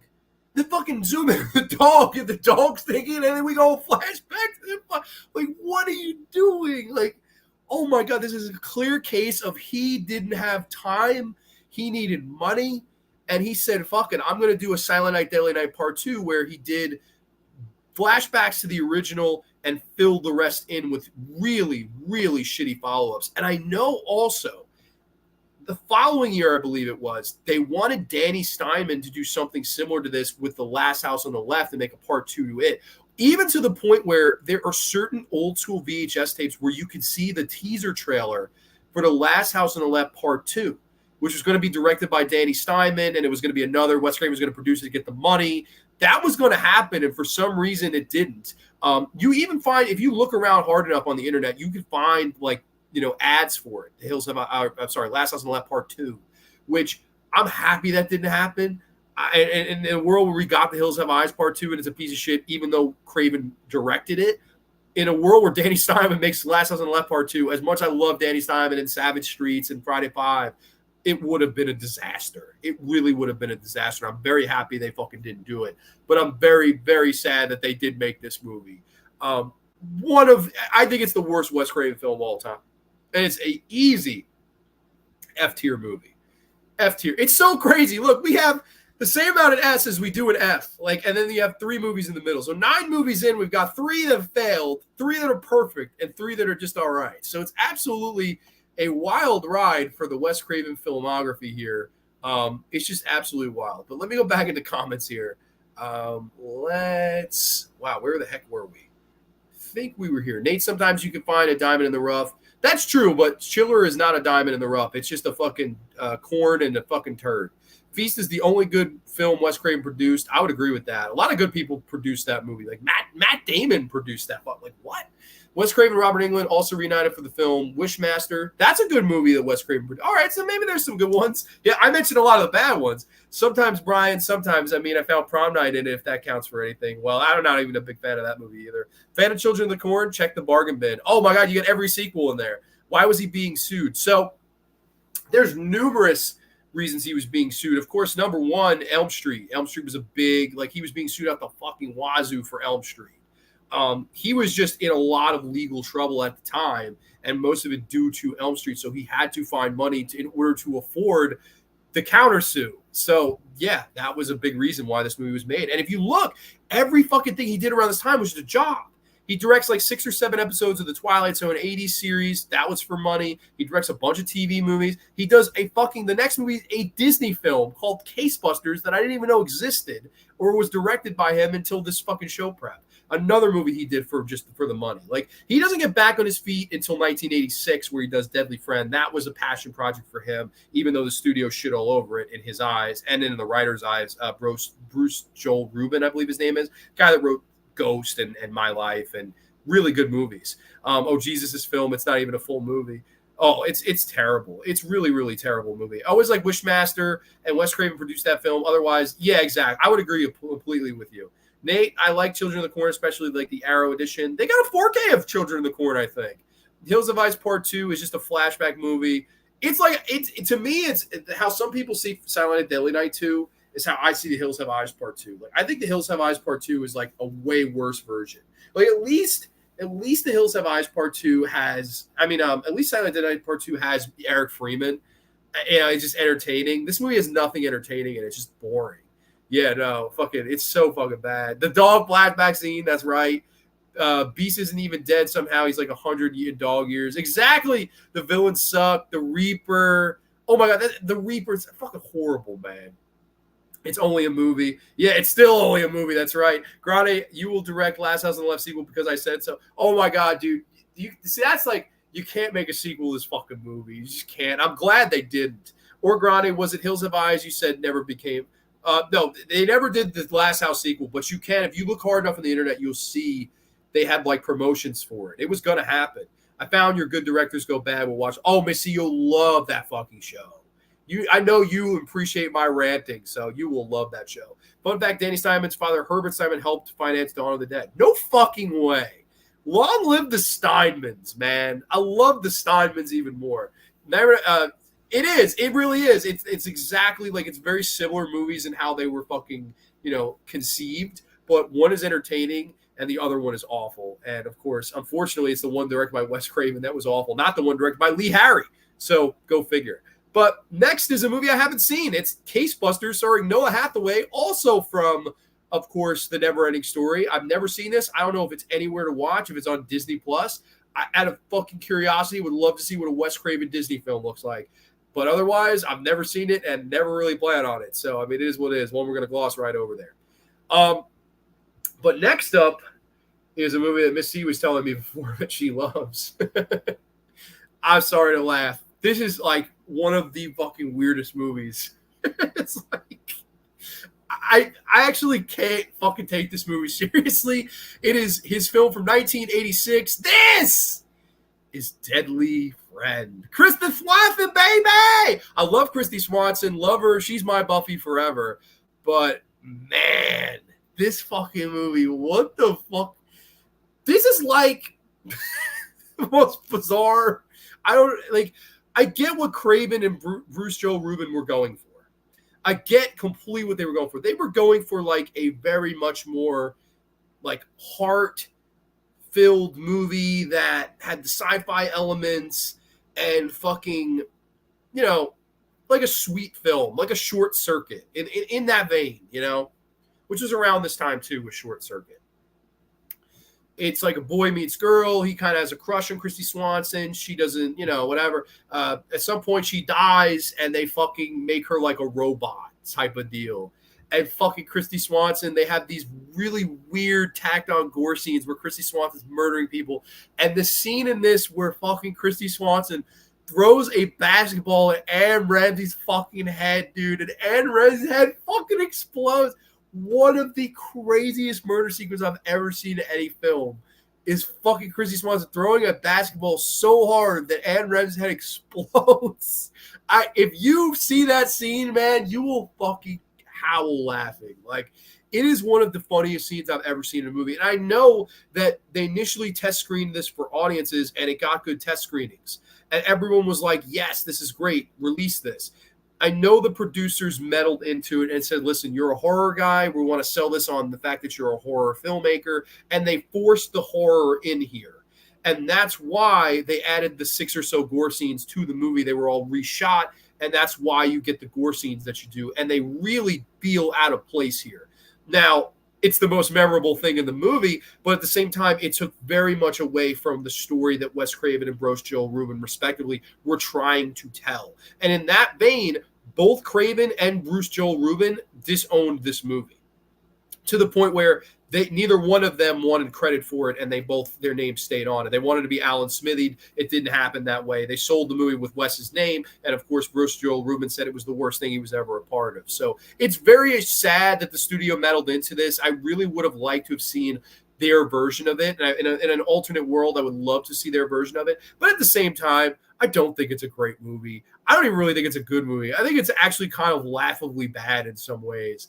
But at the same time, I know there would be an audience for this movie. Like, it definitely is like a little bit sweeter, if you will. I don't know. This is just me, though.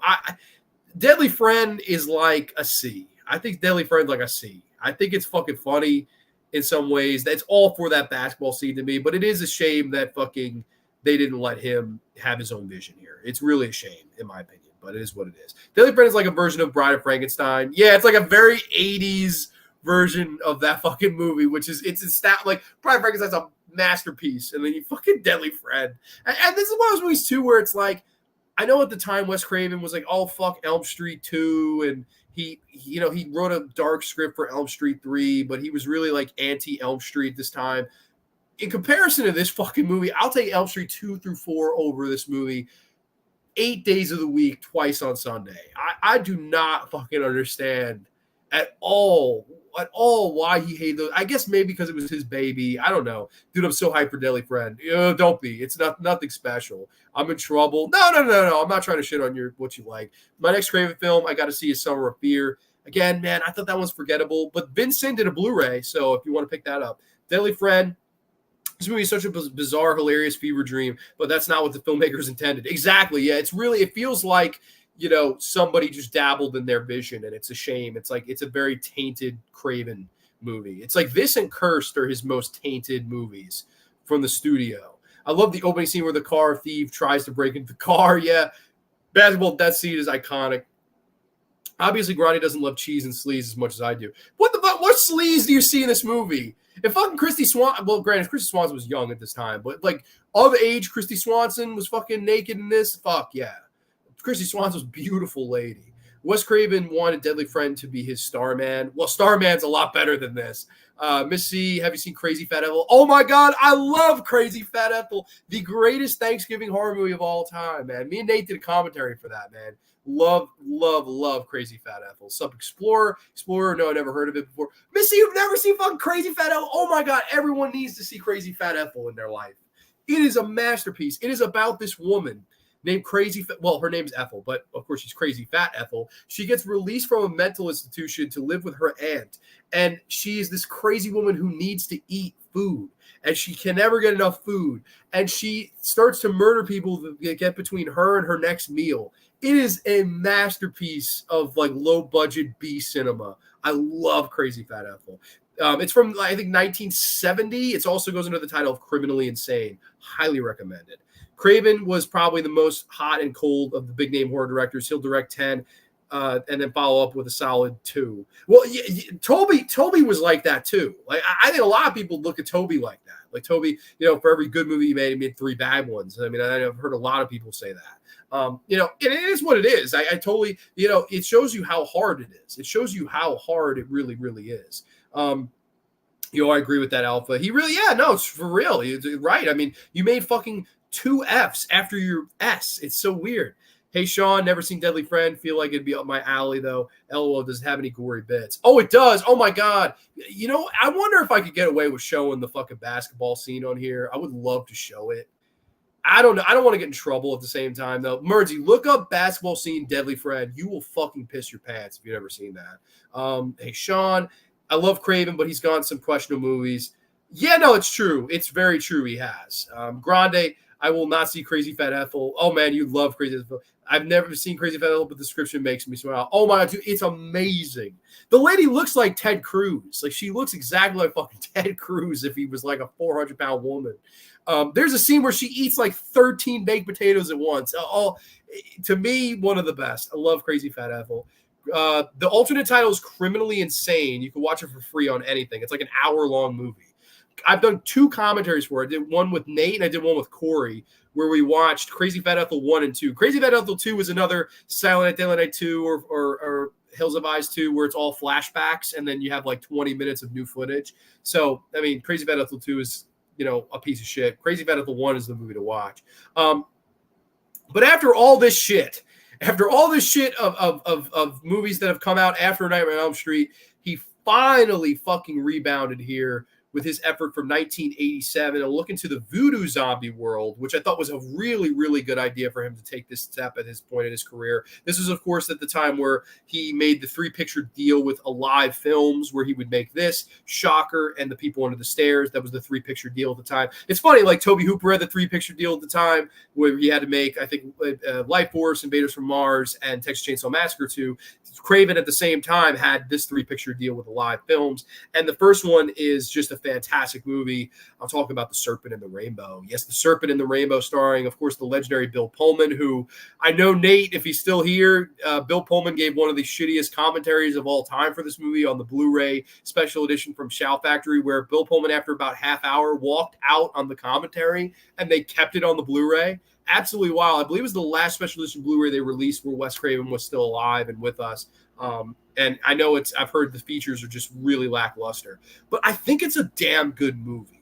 I think it's a really, really damn good movie. I like that they made voodoo zombies interesting because I've never been a voodoo zombie guy. I'm a very Romero flesh-eating zombie guy. This is a very big kind of throwback and nod to I Walked with a Zombie or a White Zombie, the voodoo Haitian zombies, which let's face it, most people don't give a shit about. It's the truth. Like, it doesn't sell like a flesh-eating zombie does. Romero zombie will sell way more tickets than I Walked with a Zombie. It's just the truth. No matter which Romero you're talking about, it's just the truth. But I think this movie is really well done. I believe Universal also had a hand in producing this, if I'm not mistaken. And, man, I think Wes Craven does a much better job directing here than he did with A Deadly Friend or any of the TV work that he had done before this. This really feels like a return to form for Wes Craven from top to bottom. Has some iconic lines. I want to hear you scream. I love that shit in it, man. Has some interesting footage with an actual real tiger. I thought that was very interesting. I thought some of the shots in the graves were very claustrophobic and unsettling. I thought the villain of the movie, like, just from top to bottom, I think this is a really interesting movie in his career and one of, if not his most underrated movies. One that I definitely need to pick up. I have the 2-pack of Shocker and People Under the Stairs, but this movie I actually have never owned in any physical media form, and that's got to change because I really enjoy Serpent and the Rainbow. To me, one of his more underrated works, and for me, this is going to fall right in at an A tier. This is going to be our first A tier movie to make the A column. So now we only have one column we haven't used, the D column, which I do believe there'll probably be a D at some point. But I mean, it is what it is. Serpent and the Rainbow is fucking great in my opinion, though. One of a very big return to form for me. Deadly Friend is fun. I still need to pick up the Blu-ray. It's half and half movie with some occasional graphic moments. Yeah, I would definitely be along the lines of that. Serpent and the Rainbow is such a cool flick and not talked about enough. Yeah, it really isn't talked about enough. But again, in a filmography like this, I could see why. But at the same time, I do think it's worth it. It's definitely in his top 7. I would say it's not top 5, it would be top 7 for me. It'd be 6 or 7, I don't know where, but definitely in his top 7. I read that Serpent and the Rainbow was inspired by the classic 1940s movie I Walk with a Zombie. You clearly could see it. And again, goes to show you where he saw the roots of cinema. Like Swamp Thing, his nod to a Creature from the Black Lagoon, and if Deadly Blessing is his, kind of nod to period horror pieces, this is his nod to a, voodoo Haitian zombie like White Zombie or I Walk with a Zombie. Serpent is still growing on me, but I don't think it's working. Wish there was some damn zombies in it and not just some props looking like them. I get that. I don't think the voodoo Haitian zombie draws the same. It just doesn't draw or hit the same. It really doesn't. It's one of those things that even though I always say I'm from the old school, it's almost too old school. Like it just doesn't draw the same, if you will. That's just how I feel about it. I wasn't wild about the Serpent and the Rainbow. I think it's a good movie. I think it's one that everyone should rewatch, and myself included. I actually should really buy the movie. At least I think the blue might be out of print now, which is a shame because, that's how Shout works. But I've heard a lot of shit on that Blu-ray, so I mean, it is what it is. At least I think that might be the case. I think it's the way I received it. Well, yeah, no, it sounds like you need a rewatch too. I love the tagline, "Please don't bury me. I'm not dead." You gotta love that. Grande on Shudder, they have a show, Curse Films, and I think Serpent and the Rainbow is one of them. Oh my God, really? I didn't know that. That would be really interesting to check out. Please do not dump on Shocker. I really like it a lot. So 80s. The actor doing the serial killer was a regular in the X-Files. Yes, Miss Pileggi. Well, I'll tell you right now, Mateo, I fucking love Shocker. So we'll get there next. Just a couple more comments. The imagery in The Serpent and the Rainbow is truly wild and effective. This was truly a return to form for Wes Craven. Definitely a hidden gem. I agree. Shocker ain't bad, but once they're body jumping like crazy, it becomes a comedy for me. Yeah, it's definitely funny. And I guess we're there. We'll get into it right now. Of course, that followed up with in 1989, of course, at the tail end of the 1980s, Wes Craven makes, in my opinion, his most 80s horror film he ever did of the 1980s, and he saved it for 1989. This is Shocker. Yes, Shocker! Shocker! No more Mr. Nice Guy. That's there. He's a C-E-E-E. One of the most 1980s movies of all time is Shocker. It's so quintessentially and distinctly this decade. It's everything that I love about horror in the 1980s, especially the latter half of the 80s where, yes, things started to get more tongue-in-cheek, more goofball, more, Sean was saying, like comedic. I totally see that. Where Wes Craven went wrong with this was in its marketing and promotion. He was trying to sell it as if Mitch Pileggi's Horace Pinker, who's great, and I love Mitch Pileggi as Horace Pinker. He's wonderful in the film. Chewing up all the scenery. He said that this was going to be the next horror icon. This was going to be the next Freddy Krueger. This was going to be the next franchise. That was where he went wrong because a lot of people went into this thinking it would be that type of movie, like a Nightmare on Elm Street, and it's not. It's really, really not. Like, yes, you have a very iconic and fun and colorful over-the-top killer, but the movie is not as serious as Nightmare on Elm Street, nor do I think it has to be. I think this is a much more fun, dialed up to 11 type of 80s horror movie than a Nightmare on Elm Street. Like, you look at the years they came out. Look at 1984 in horror, look at 1989 in horror. You'll see the difference between the two movies. One is much more, somber, laid back, ambitious, imaginative, where the other one is just balls to the wall, hardcore rock and roll, fast, loud, and out of control.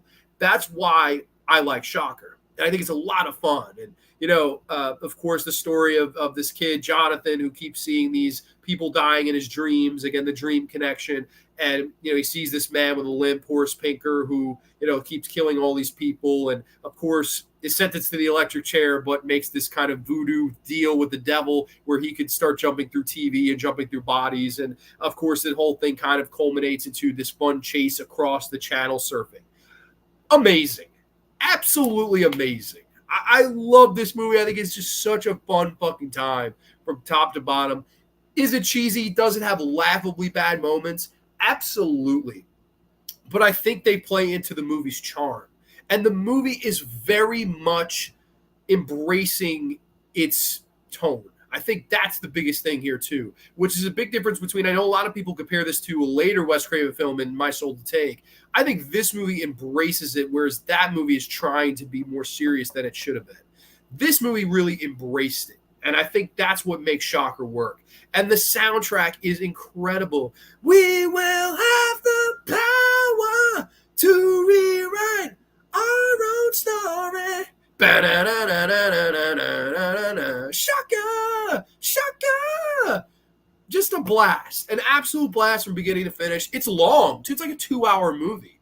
There's no reason it should be that long, but it's fucking fun, man. I always had a blast with Shocker. It's one of those movies that if you take it too seriously and you go into it thinking Elm Street, I could see why people were pissed off. And the movie didn't do very well at the time. Of this 3-picture deal, this was the one that did the least business, and Craven thought this was going to be the biggest hit. So it goes to show you that you can't overmarket your film sometimes.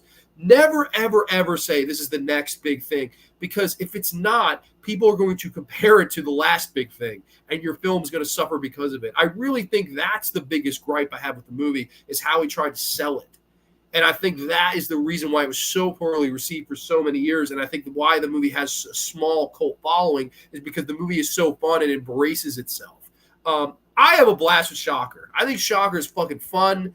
I think it is a great movie to watch with friends. I've laughed. I think it's just a perfect fucking 80s cheese horror movie. Give me Shocker as an A. I don't give a fuck what anybody says. I enjoy the movie. I think it's a lot of fun. So that is Shocker. I know. Shocker, it's an A.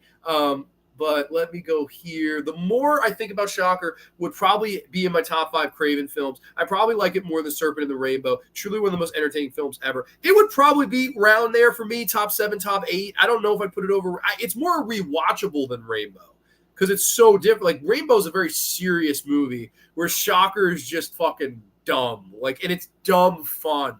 Like, I could see why people didn't like it, though. Like, I could totally see. Like, if I went in there like, oh, best since Elm Street, here's the next Elm Street, I would have walked out pissed. I went into it and it was like, wow, this is a fun fucking movie, but I totally get, like, there is some cheesy shit in it. Like, when he's trying to will the coach to, come on, coach, fight him, coach. And the coach is, yeah, like fighting Horace Baker, like trying to fight him. Fuck, coach, fight him. And the necklace for the fucking Cammy Cooper, who was fucking beautiful, man. Cammy Cooper in this movie is like, wow, beautiful. Absolutely stunning lady. Like, some of the most beautiful, gorgeous blue eyes you'll ever see is Cammy Cooper in this movie. I have a blast with Shocker. I just think it's such a fun fucking movie. But again, I totally see someone saying it's a piece of shit because I don't have a great argument against it other than anything I've said. Horace Pinker is truly one of the best horror villains ever.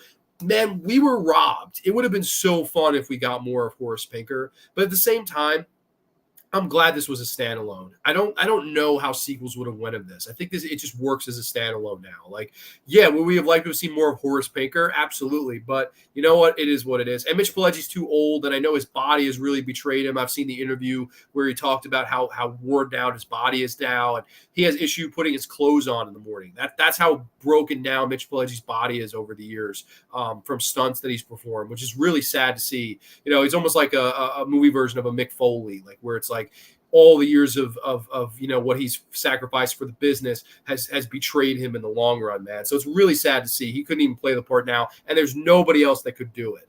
Goofball, like Chopping Mall, would that be a film matching description? Yeah, good. Chopping Mall is even more goofy than this, I think. But definitely it would work as a double feature. I don't know if that would be my first choice, but it definitely is a movie I have fun with. Did you know the opening scene during yes, she plays the corpse. That's right. She does. She plays the corpse. I did know that. I don't get my understanding Craven distance. What do you mean? In the scene when Horace Pinker is in his jail cell, I love the part where the creature comes out. You got it, baby. And then he bites the front guy's fingers off. Finger looking good. Just fun, man. Just such a fun. And even when they're fighting each other in the living room, like, They go into the family's living room, they're beating the shit out of each other, and then the fucking lady, I've heard of reality TV, but this is ridiculous. And some of the fucking they're with the preacher, and the fucking horse picker throws the fucking preacher over, and that's the way it is. This fucking is so fun, man. I think it depends on your sense of humor. This movie, like, there's some people probably watch this and go, "This is mentally challenged," and I think there's also people that be like, "This is fun." So it's very dependent on your sense of humor. I have fun with it though. It tickled me. The scene where Pinker poses the little girl, that's right, and she curses, "You son of a bitch." I loved that. Shocker and My Soul to Take are so similar, it's insane. Yes, like, it definitely, you can tell the same motherfucker wrote it, but at the same time, I don't know. At the same time, I think Shocker's much better. I think Shocker's way better than My Soul to Take. My Soul to Take is like one of those movies where it's like I laugh at it, whereas Shocker, I laugh with it. I think that's a good way to compare those two. Oh yeah, so 80s, tons of fun. I agree. Don't get my understanding of Craven distanced himself from Nightmare on Elm Street sequels because it became too much of a joke. That I agree with completely. You think fucking Elm Street 4 is too goofy, yet you fucking make Shocker? Like, what? Like, Shocker is even more cheesy than Elm Street 4 is the most 80s of all the Elm Street movies. And then this is like the most 80s of all Craven's movies. And they both feel the same. Like, it's the same thing with like Tommy Lee Jones as he bashed Jim Carrey for Batman Forever. And he said, "Oh, I could not sanction his buffoonery." Tommy Lee, you acted the same exact fucking way as Two-Face. Like, why are you bashing Jim Carrey when you did the same fucking thing? Like, what? Like, I don't understand. I really don't get it either. I'm with you on that. That's another thing where I could see if someone was like bashing Shocker and said, "You don't like Elm Street 4, but you made Shocker." Yeah, honestly, I fucking totally see that argument, and I would probably agree with it because I like Elm Street 4 better. But I mean, it is what it is. Oh yeah, well, oh hi Mark, John Steele's in the house, only on the Graveyard. Welcome, Mr. Steele. I'll tell you my worst Craven film. You might have it already. Well, I think your worst is My Soul to Take, if I'm not mistaken. I know you hate Scream. So this is going to be a lot of fun here. We're at Shocker right now, so we're moving on to the 1990s next. Bright Minds Think Alike, such a blast. I'm happy you like this one too, because I've heard a lot of people bury it. Oh yeah, hi Brian. Brett, Ghostface Brett is here. What's up, good brother? Chopping Mall will be real life once the ones in the stores already decided to go ape shit. LOL. Okay, I heard you mention My Soul to Take. Worse for me. Yep, I thought so. Shocker is greater than My Soul to Take. Absolutely. I'll take everything over My Soul to Take. Oh, we're gonna get there. Easily his most like laughable movie is My Soul to Take, but we'll get there. I would say there is worse. I would say Chiller, Hills of Ice 2, Invitation to Hell are all worse than fucking My Soul to Take. But I mean, at the same time, My Soul to Take is a piece of shit. Coming up next, though, is one of the three I've never seen from Wes Craven, and it is Night Visions. Night Visions from 1990. Never seen it. Never, ever even met a person who has seen it. I don't know if it's available. I don't know where to watch it. I have no idea. I just have no idea. I don't even know what it's about. I've never, ever seen or heard of it. I've heard of it. I had heard of it over the years, but I'd never seen it. I've never seen it available to watch anywhere. So, I mean, it is what it is. So Night Visions, we're going to pass right over it. If anyone has any thoughts and has seen it, you can feel free to let me know. But that's one of the three I haven't seen. There's only one more I haven't seen, and it stars Meryl Streep. So the rest of them are all horror movies we'll be discussing tonight. And the next one here is one of the most sentimental Wes Craven movies for me, and a movie that my grandmother herself, who never was a horror fan, and I had showed her numerous horror movies, showed this woman Dawn of the Dead, showed this woman The Hills Have Eyes, showed this woman so many great horror movies, and most of them she didn't like, but the one that she did like, and one that she said was the greatest horror movie that she'd ever seen, is this effort from Wes Craven from the year 1991. This is The People Under the Stairs. Yes, The People Under the Stairs, which I absolutely love. I love The People Under the Stairs. I think it, of the three-picture deal with the live films, was the best of the three and was a huge hit. People remember this movie made like over $30 million. This was actually a really, really big hit when it came out. And I love this movie from top to bottom. Of course, it stars Brandon Adams, who, of course, would go on to be in The Mighty Ducks and The Sandlot as Fool. And, of course, Ving Rhames in an early role, Kaylee Jo Minter as his sister in the movie, she's in Elm Street 5 and all these other movies. Of course, this is the movie that's like kind of the horror movie version of Home Alone. It was, of course, Home Alone comes out in 1990, makes record amount of money. It was the big sleeper hit of 1990. 1991, Wes Craven decides to make this movie about the rich versus the poor, about class versus class, about white versus black, about mommy and daddy taking on, this kid who's trying to get the gold coins for his mother's cancer. And of course, instead of the movie being Home Alone, where the two robbers break into Kevin McAllister's house, here's a movie where the protagonist breaks into the landlord's house, and we play out from there with all these wonderful horror sequences and colorful characters of people that live under the stairs that must not see, hear, or speak evil. This is my top 5 Wes Craven movies, and I love this fucking movie from top to bottom. I watch it every fucking October. I love it. It has such a good sentimental value to me, and I think it is really his most underrated movie. Like Serpent in the Rainbow, definitely in consideration of his most underrated, but to me, this is his most underrated movie. I just absolutely adore it from top to bottom. There's so much heart. I think that's the thing. Like, of all the Wes Craven movies, I would say this one has the most heart. I love like some of the dialogue between, of course, some of the funny dialogue is great. Big Rames, 13's unlucky age anyway. You're too old to get tit, and you're too young to get ass. And maybe Spencer should stick his ugly head out to see. Oh, do you think maybe Spencer will give us a sign? Yeah, and maybe this president's going to make me secretary of pussy. And I know where your landlord lives. Listen up. Big Rames is fucking great in this. And funny enough, 3 years later, it goes into be in Pulp Fiction, where you also have somebody running around the Zed in the fucking whatever it's called, the black leather suit. I can't think of what it's fucking called, but that's in this movie. And Quentin Tarantino apparently saw this and said that's got to be in Pulp Fiction, and wrote it into Pulp Fiction and got Ving Rhames to boot. So Quentin Tarantino had to have seen this and been a fan. Love this movie. Love Roach.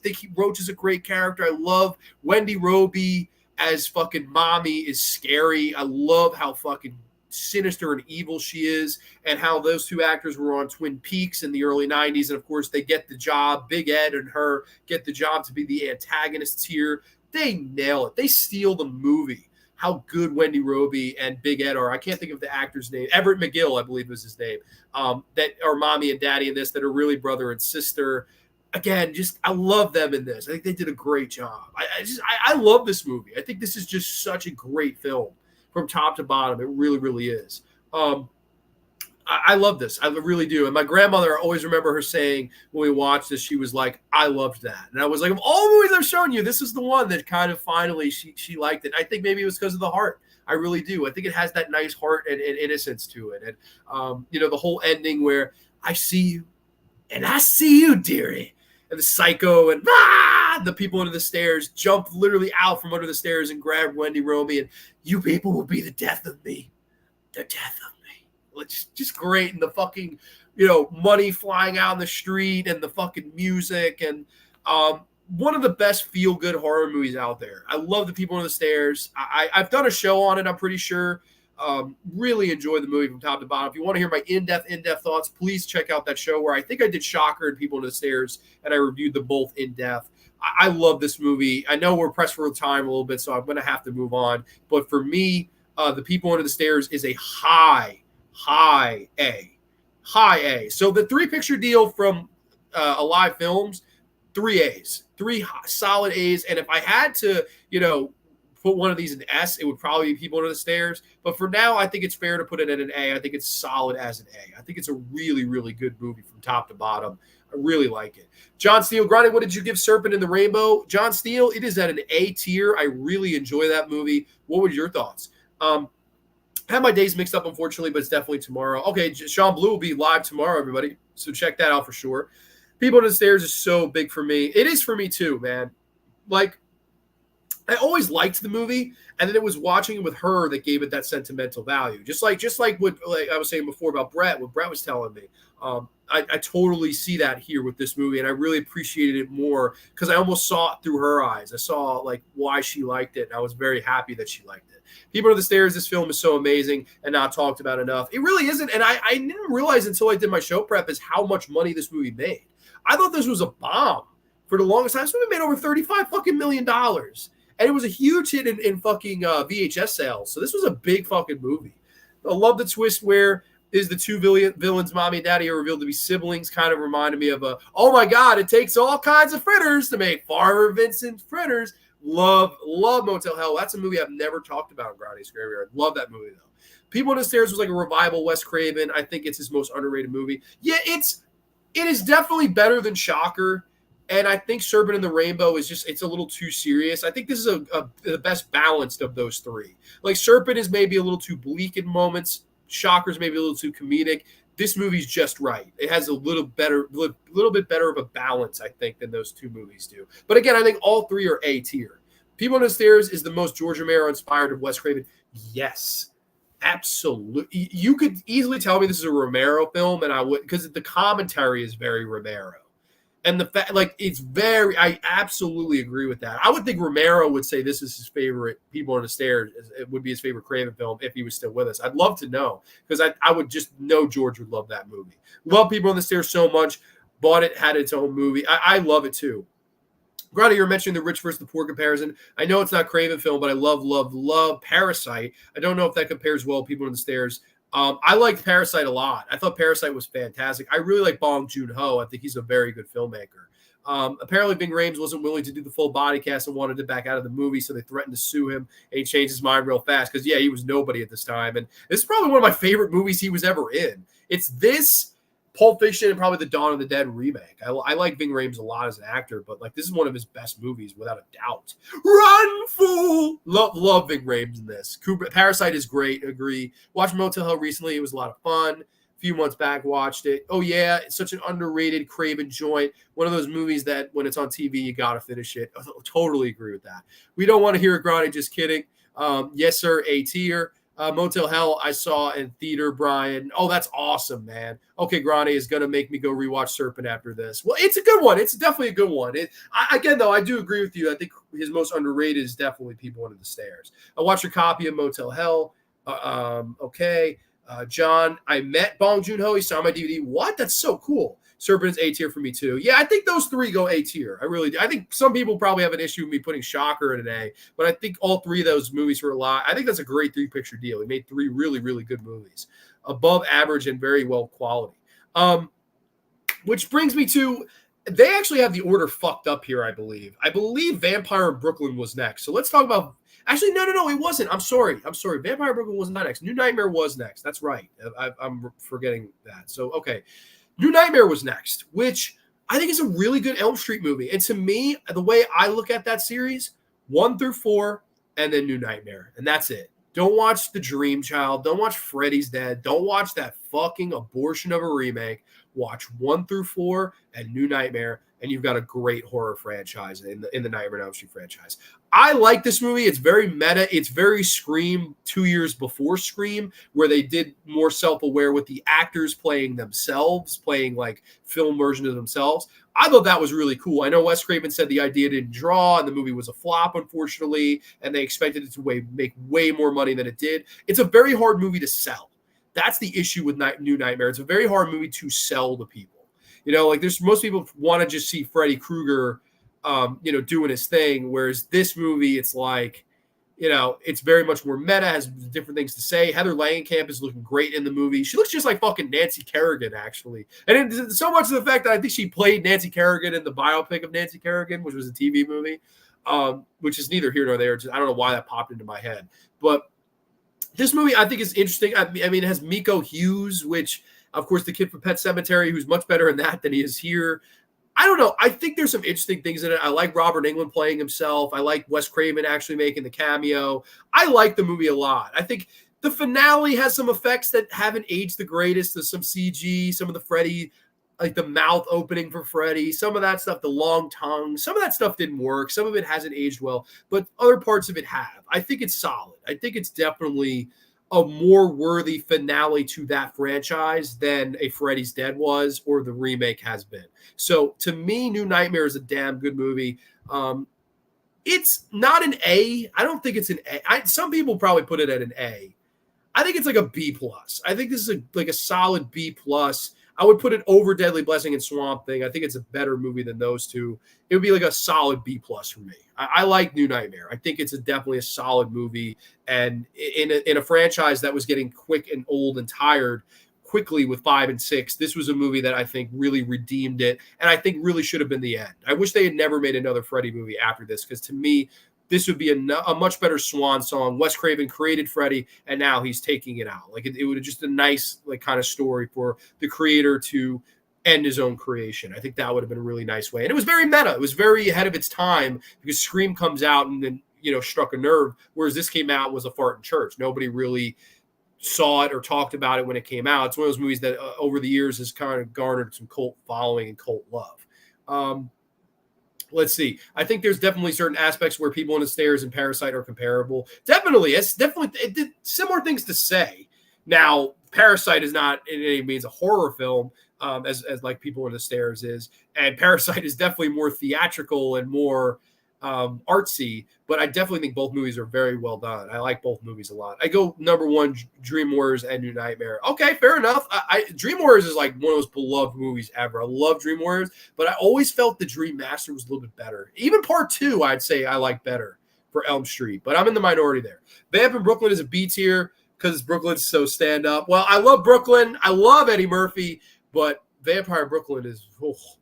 New Nightmare was a great idea, way ahead of its time, but I just thought the execution was flawed. It's possible. That's very possible. I can see that. I think that's a fair criticism. I like it. I think that it's above average. I think it's a good movie, and a movie that I've gone back to rewatch enough times to say I definitely enjoy the film. There are probably people that are higher than it, than I am, than I'm on it, but there's definitely people lower on it too. So, I mean, it is what it is, man. Definitely one that I would say is a step above, some of the other shit.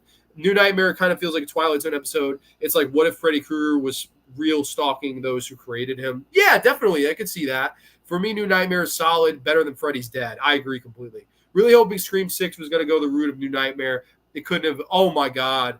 I ranted on that just recently, and I thought that was one of the biggest pieces of shit I've seen in a long time. I fucking hated that movie, man. I read the plot of the movie was originally written for Dream Warriors. Is that true? I thought Dream Warriors was like a much darker plot. I don't know. That wouldn't have worked at that time. This was the time to do it. It just didn't sell. It didn't draw. There's no way to sell a movie like this. I think that was the issue.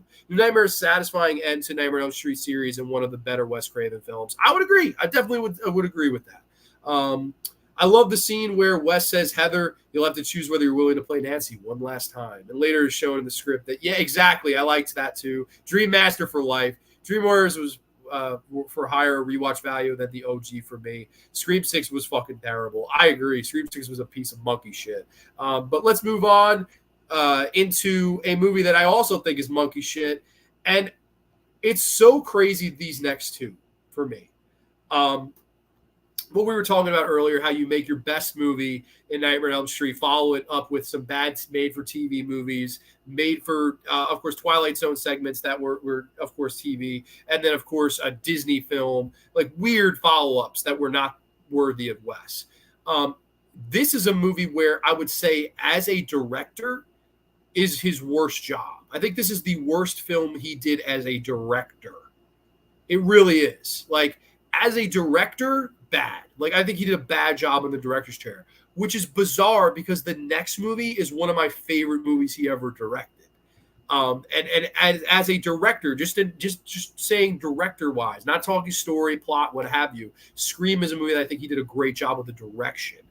But this movie here really was Wes's fault. Of course, the story goes where Eddie and Charlie Murphy wanted to make a horror movie. They wanted to make a vampire movie set in Brooklyn, and they wanted to work with Wes Craven. That was what they wanted. They got with Wes Craven. They pitched the idea to him, and Wes Craven turned the idea down and said, you're Charlie and Eddie Murphy. We have to make this more of a comedy.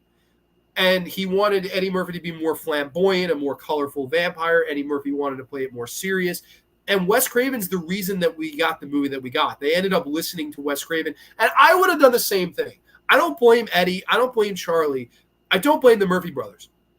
I would have done the same thing. If I'm in their shoes, if I'm Eddie Murphy, Charlie Murphy, whatever the fuck, I'm in their shoes, and Wes Craven says, this is how we need to do it, I'm listening to Wes Craven. That's the guy who made Last House on the Left. That's the guy who made The Hills Have Eyes. That's the guy that made A Nightmare on fucking Elm Street.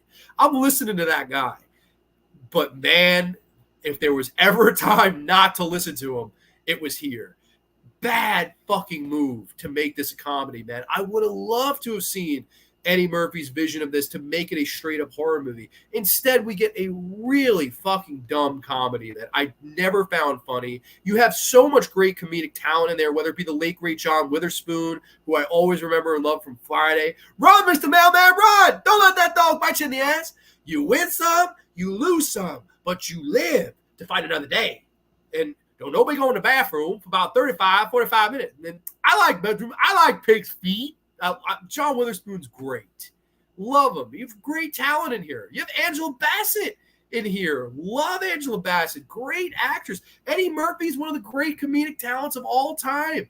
One of the greatest ever. I love Eddie Murphy. The second best Saturday Night Live cast member of all time next to John Belushi is Eddie Murphy. Eddie Murphy's one of the greatest ever. And man, it just was all squandered here. I just think this was such a fucking squandered movie. And I think that Wes Craven is actually really to blame. And I think as a director, this is his worst directed movie. Like, I don't like the job he did as a director here. And he would go on to redeem himself big time. But man, this and New Nightmare were really like big flops. I know this movie was a bomb critically and commercially at around the time where Eddie Murphy just couldn't get out of his own way. I know the Nutty Professor was 93. This was, I think, 94, and it just didn't make that money. Of course, Adventures of Pluto Nash was not too far in the near future to come. So Eddie Murphy was really struggling, and this is one of those movies that started the downfall of Eddie Murphy's career, unfortunately. I blame Wes Craven, though. I think Wes Craven, this was one of the movies that I think he should have listened to Eddie Murphy, and it's going to be an F for me. I don't like it at all. I don't think it has one laugh. I think Eddie Murphy tried. I think Charlie Murphy tried. I just don't think Wes Craven had the right idea here. I don't like the way he directed this movie at all. So, unpopular opinion, maybe. I don't know. I don't know how people feel about Vampire in Brooklyn. I get down with that, Steel. Get down. Jamie Hart's here. Hello, Jamie Hart. Welcome. We hope all is well with you. Monkey shit. It is monkey shit. This is monkey shit. It's pretty bad. Vampire in Brooklyn, never understood the cult following for the film. I don't really find it entertaining. I'm the same boat. I don't fucking get it either. For me, Angela Bassett is the only bearable aspect of this movie. I'd agree. I forgot about Vampire in Brooklyn. Yeah, it sucks. Oh, dude, you're talking about one of the greatest horror filmmakers of all time. This is going to be a Grande's Graveyard epic, man. We still have a few movies to go, so get your fucking popcorn. If you watch the trailer, it plays the music from New Nightmare. Really? I didn't know that. That's interesting. Well, New Nightmare is a masterpiece compared to this. But speaking of masterpieces, a couple years, Wes Craven would take off, and I do believe that if he had not made this movie at this time, that his career probably would have winded down in the ways that George Romero's did. And of course, that leads us to the movie he made in 1996, movie I share a birth week with. I came out the same week as this fucking movie. And this is a movie that, again, I don't know what to say of the fact that of how it's aged. I know a lot of fucking people, have now kind of turned their back to it because of all of the fans and the fan base that it has now and the movies that they've been making lately. A lot of people have turned their back to it, but there's no denying that at the time of this movie's release, it changed the genre for the better. It got word of mouth going. Everybody and their fucking mother was talking about it. And in my opinion, is a masterpiece. And the last time Wes Craven would move the genre along like he did in the 70s with Last House and Hills and like he did in the 80s with Elm Street, this is Scream from 1996. I love this movie, and I buy into all the hype. I think the first Scream is a masterpiece. I do believe that. Now, some of the sequels, yeah, it definitely they fall by the wayside. I definitely understand, and I know what this movie spawned. Even for myself, has fallen by the wayside. Like, I don't really care for the neo slasher era. I'm not a fan of it. I really am not. I think those movies have aged way worse in comparison to this movie. Like, I think Dead Man's Curve has aged way poorer than this. Soul Survivors has aged way worse than this. Urban Legend sequels, fucking I Know What You Did Last Summer. I Still Know. I Always Know What You Did Last Summer. Those movies have aged way fucking poorer than this movie, in my opinion. I love this movie, though. And in a weird turn of events, this movie, I think, is arguably one of his best directed movies. And there's a specific scene I want to tackle towards the end of this, discussion where we'll get into why I think this is a wonderfully directed movie. But I do think while this is wonderfully directed, you have a great cast. You have Neve Campbell, who was a wonderful final girl, wonderful actress. Love Neve Campbell, always liked her. You have of course, Rose McGowan, who was looking beautiful at this time. Matthew Lillard, who just puts a great energy into this. Jamie Kennedy, who's everyone's favorite character of Scream. I mean, you love Randy Meeks' character. And, of course, Kevin Williamson's script probably being the biggest star of the self-aware and parodying and the game over the phone. Who was the killer in Friday the 13th? The iconic opening with Drew Barrymore and the phone. Just some of the stuff that's in this movie has gone on to become so memorable and so iconic for years and years and years to come is just some of the sequences in this movie. The whole red herring plot, the kind of throwback and nods to Giallo cinema, and of course the idea of the costume, the Ghostface costume, which it was just untraceable. It was like a bullshit Party City costume that you get for 10, 15 bucks that was untraceable. That was the whole idea of the costume. It was generic on purpose. And now it's become commercialized and fucking trademarked, and it's just totally become a parody of itself now. But I don't think that's to say that this movie doesn't work still. I think that's the big thing. I think a lot of people see what it became now and they look back and go, I blame you. I get that, but I don't feel that way. I really, really don't feel that way. I think this movie should be embraced in open arms because horror wasn't happening in the 90s. Sure, do you have great movies that came out? Sure, you have Misery. You have fucking Silence of the Lambs. You have fucking Bad Taste. You have so many interesting horror movies that were coming around that time, but none of them were making the noise like they were making noise in the 1980s and the 1970s, respectively. It wasn't popular. It wasn't happening. This made horror happen again. And whether you love it, whether you hate it, whether you are indifferent, whatever the fuck, it got people back going to the cinema to see horror, and people started ripping it off, whether it be your Scary Movies of the world, whether it be your bogus Wench projects, whether it be all of these movies that just tried to take a page from it and copy it and, laugh with it, laugh at it. That's the importance of this movie. And I still think on its own, it's a really wonderful film. It really is. I love the whole mystery. I love all the red herrings. The finale itself, too, to me, makes it go above and beyond. I think the finale of this movie is the best ending of any Wes Craven movie. As Sidney discovers the killer's surprise, Sidney, the Roger Jackson voice. And why are you doing this? If we're playing a game, Sidney, it's called Guess How I'm Gonna Die. Fuck you. We already played that game before, remember? You lost. The spiel from Skeet Ulrich, as much shit as I've given Skeet Ulrich, the energy of those two guys was great. And dare I say this, Matthew Lillard is the more interesting of the two characters, and it's because of Wes Craven. I was just saying before how Wes Craven made a bad call with the Murphy brothers with Vampire in Brooklyn. There's no doubt he made the wrong call there to make that a comedy as opposed to more straightforward horror. Here, the decision he makes here is not in the script, where Stu wasn't really given much of a character in that script. In the fucking script, you get the whole spiel that, your slut mother was fucking my father and you're the reason my mother abandoned me. And that was the whole motive for Skeet Ulrich. Wes Craven on the fly calls the shot of Stu being stunned. Stu didn't even know. Stu didn't know that there was a motive for Skeet Ulrich, which in turn makes his character of Stu Macher so much more interesting. He had a motive. Stu did it for fun.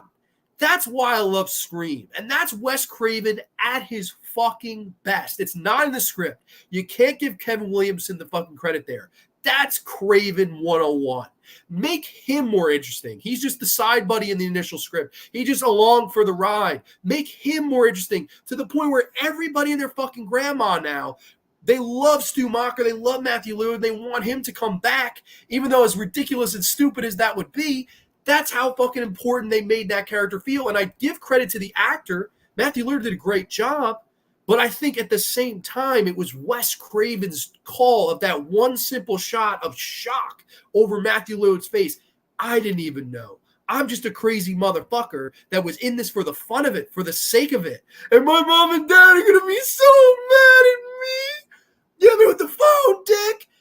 In that one scene, you made a nothing character into everything. And I love Wes Craven for that. I think that is the brilliance of that man. I really do. Like, if you said to me, Grande, point to me one fucking scene is why Wes Craven is great, that's the scene I'd point to. Is that very small, blink and you miss a shot of Stu Macher being like, what? You had a motive? Amazing. To me, amazing. Scream is the movie. I know people hate me when I say this. It saved the fucking genre. It really did. Whether you love it or you hate it, it did save the genre because people started to go and support the genre again. That's why I think it's significant. You can hate it, but it needed to come out. It was a shot in the arm at the time where the genre needed it. And then 3 years later, whether you love or hate Blair Witch or Ringu, those were the two movies that made horror scary again. And then we move on into like the torture movies with Saw and then the paranormal movies down the road. This was, I think, arguably his most important film. I really do. It's not his best film. I still say Elm Street. I still say Last House. It might be number 3. It's that or Hills for me, but it has to be an S. It's a slam dunk fucking S. And to me, a fantastic movie from top to bottom. I love it. I think it's worth all the fucking hype and then some. The sequels now, you see my passionate rants on Scream 5 and 6, so I'm not on the fucking train anymore. I think Wes is rolling in his grave, as a matter of fact. But there's no doubt that this was the movie that the genre needed at the time, and Wes Craven was the guy that needed to direct it. I know Romero was not doing much at this time, and we're doing a show on that. Me and Alpha will be doing a show on that, Romero's career from 90 to 2000. This is, you could argue that a Romero needed to make a movie like this at this time, a Carpenter, because none of them were happening. Look at their careers in the 90 to 2000 era. They didn't do much. Memoirs of Invisible Man, The Dark Half. They didn't do much. There really wasn't much for those guys to do. It almost felt like the genre had passed them by, and Wes was definitely that same boat until this movie comes out, and he moved it ahead himself. Amazing. I think it's a great movie. I really do. I know it. I'm sure. I have not looked at the comments yet, but I'm sure people are fucking going to not agree. Oh my God. Wow. A lot of comments. I might have went on too long. Sorry. Scream was very good. I agree. Scream, this will always be my favorite Wes Craven film. And it's the film and John Carpenter's Halloween that made me the horror fan I am today. Well, there's a lot of Halloween love in this movie. Kevin Williamson obviously was a big fan of Halloween, and I can't argue with that. Scream is a really good pick for a best Wes Craven movie. I think that what makes this movie a class today is it makes fun of the slasher tropes. Right, exactly. It made fun of the stereotypes, but at the same time, Slasher Fred was an effective horror movie on its own.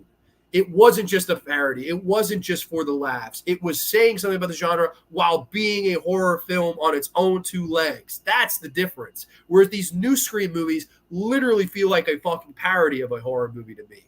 And you can't take them seriously. Saw Scream in the theater. That is awesome. I am jealous. I was fucking 3. I know I wasn't even born when this movie dropped in theaters initially. I was born 3 days later. Scream re-energized the genre. Thank God for Scream. I agree completely with that. Scream is truly one of the best films ever to be made. I love Scream 2. I think it's amazing movie. John Steele, this ain't the series for me. Easiest way to explain it. Well, hey man, I totally respect that. I will say I as it goes on, I agree more and more. Like when it gets to 5 and 6, I totally am with you. Like they went too far, But this movie at this time, I think the genre needed this. It really did. I only saw the start of Scream 2. I didn't realize it was a sequel right away. I thought it was an ad. That's great. I love the movie nerd Randy Meek's speech about surviving the slasher movies. You don't know the rules. You never say, I'll be right back. I'm going to get another beer. You want one? Yeah, sure. I'll be right back. Oh, that's a lot of fun. Do you think Scream was successful as it was because of Wes or because of Kevin Williamson?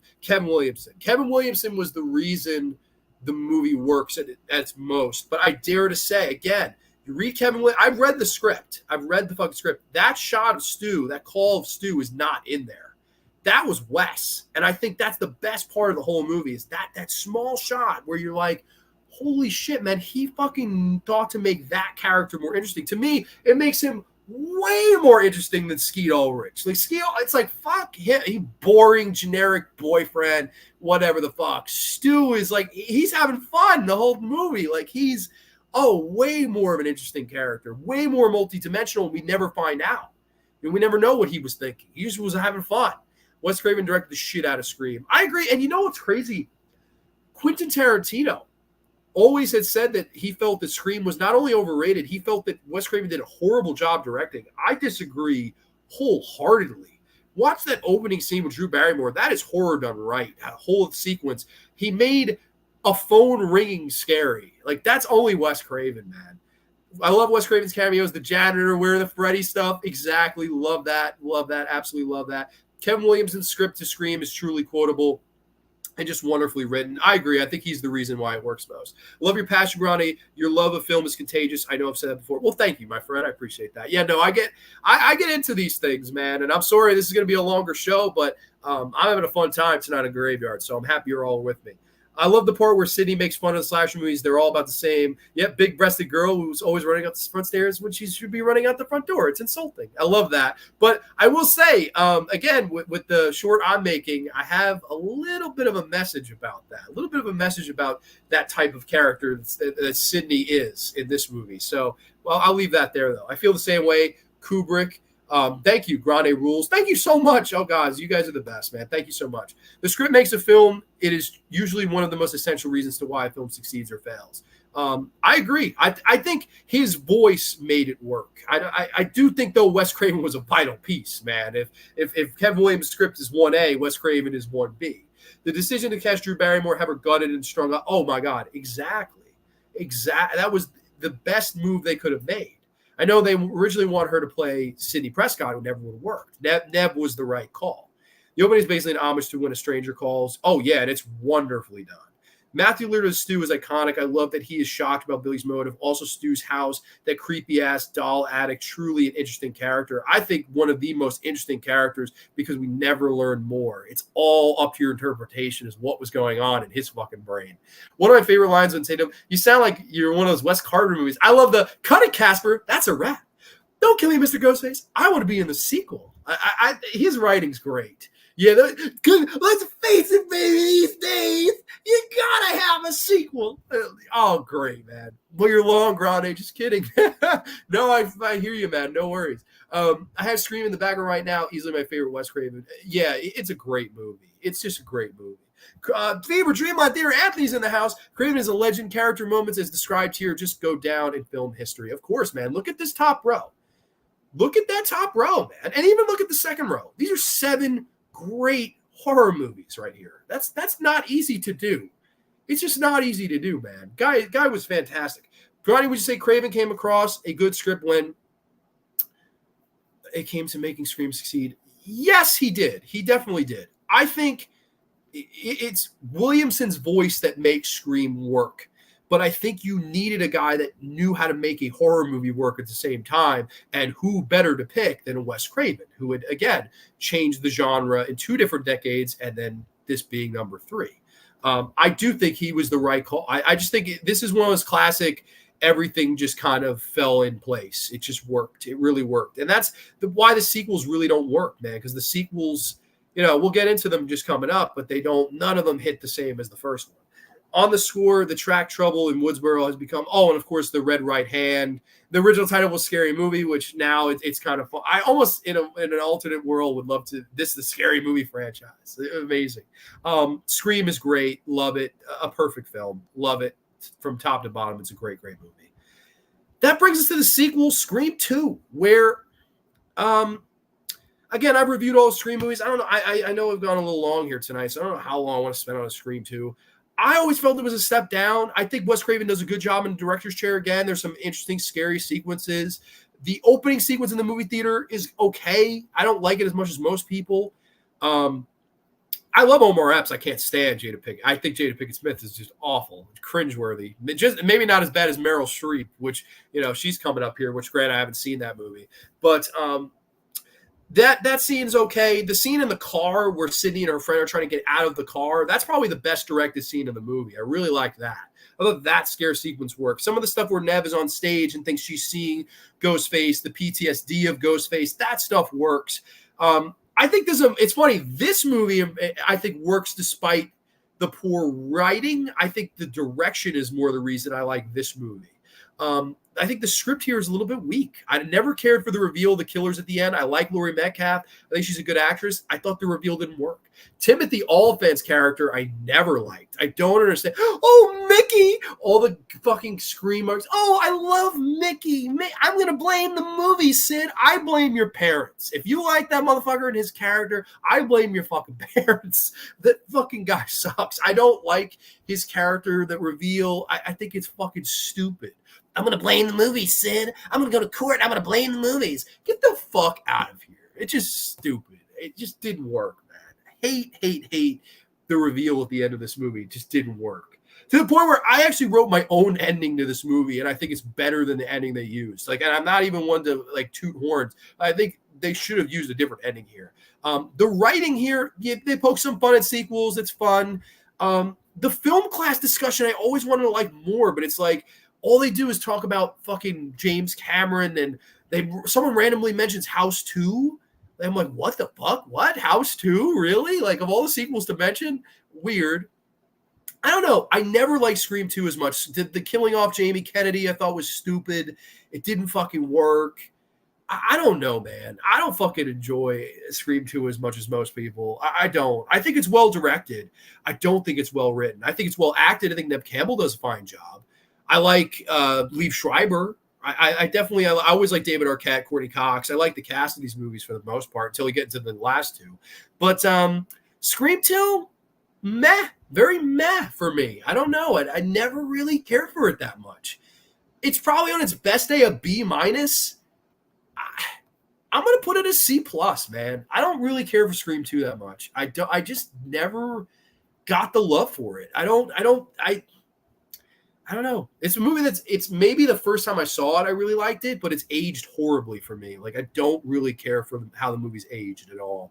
And the movie also gets a lot of shit. I mean, a lot of praise. And I think that's another reason where I'm like, actually, Grande, it's now 2 a.m. Eastern time. You've been on too long. Well, I think it's 10:30. So yeah, it's definitely long, a longer show. This is we pushing 3 hours. So I'm going to try to get through these next few. The opening sequence in the movie theater feels like an homage to the opening in the movie He Knows You're All Alone, which also takes place in a movie theater, which, yeah, that's not a great movie either. Everyone remembers Tom Hanks is in it. Scream 2 is a solid B movie. A lot of things I like, but that killer reveal never worked. It was a last-minute reshoot. That's right, because someone had leaked that Haley was the killer, and they reshot it, and they threw Laurie Metcalf in there as Skeet's mom. And that shit didn't work. I just didn't. The reveal, until I saw part 6 and part 5, was the weakest of the series. But again, I do think it's well directed. I think Wes did a good job directing. If there's a reason to watch it, it's for the scare sequences. I think he did a good job. The writing isn't half as good, though. If you really pay attention to the dialogue in Scary Movie, it's almost identical to Scream. They make a comment about some dialogue in one scene. Oh, of course.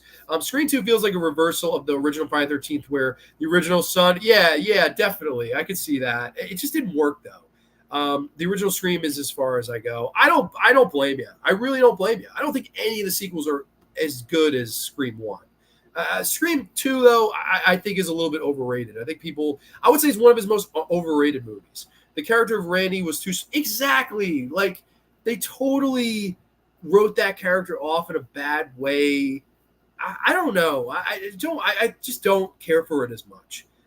Grande, seriously, just do what you got to do. You need to articulate why you like Wes Craven. So I guess that takes a little time. Well, yeah, no, that's true. I know it's a little bit longer of a show, but we're celebrating the career of one of horror's best. So, the longer the better. The sequels are completely unnecessary, but there was no way this. Oh, dude, yeah, you had to do a fucking sequel.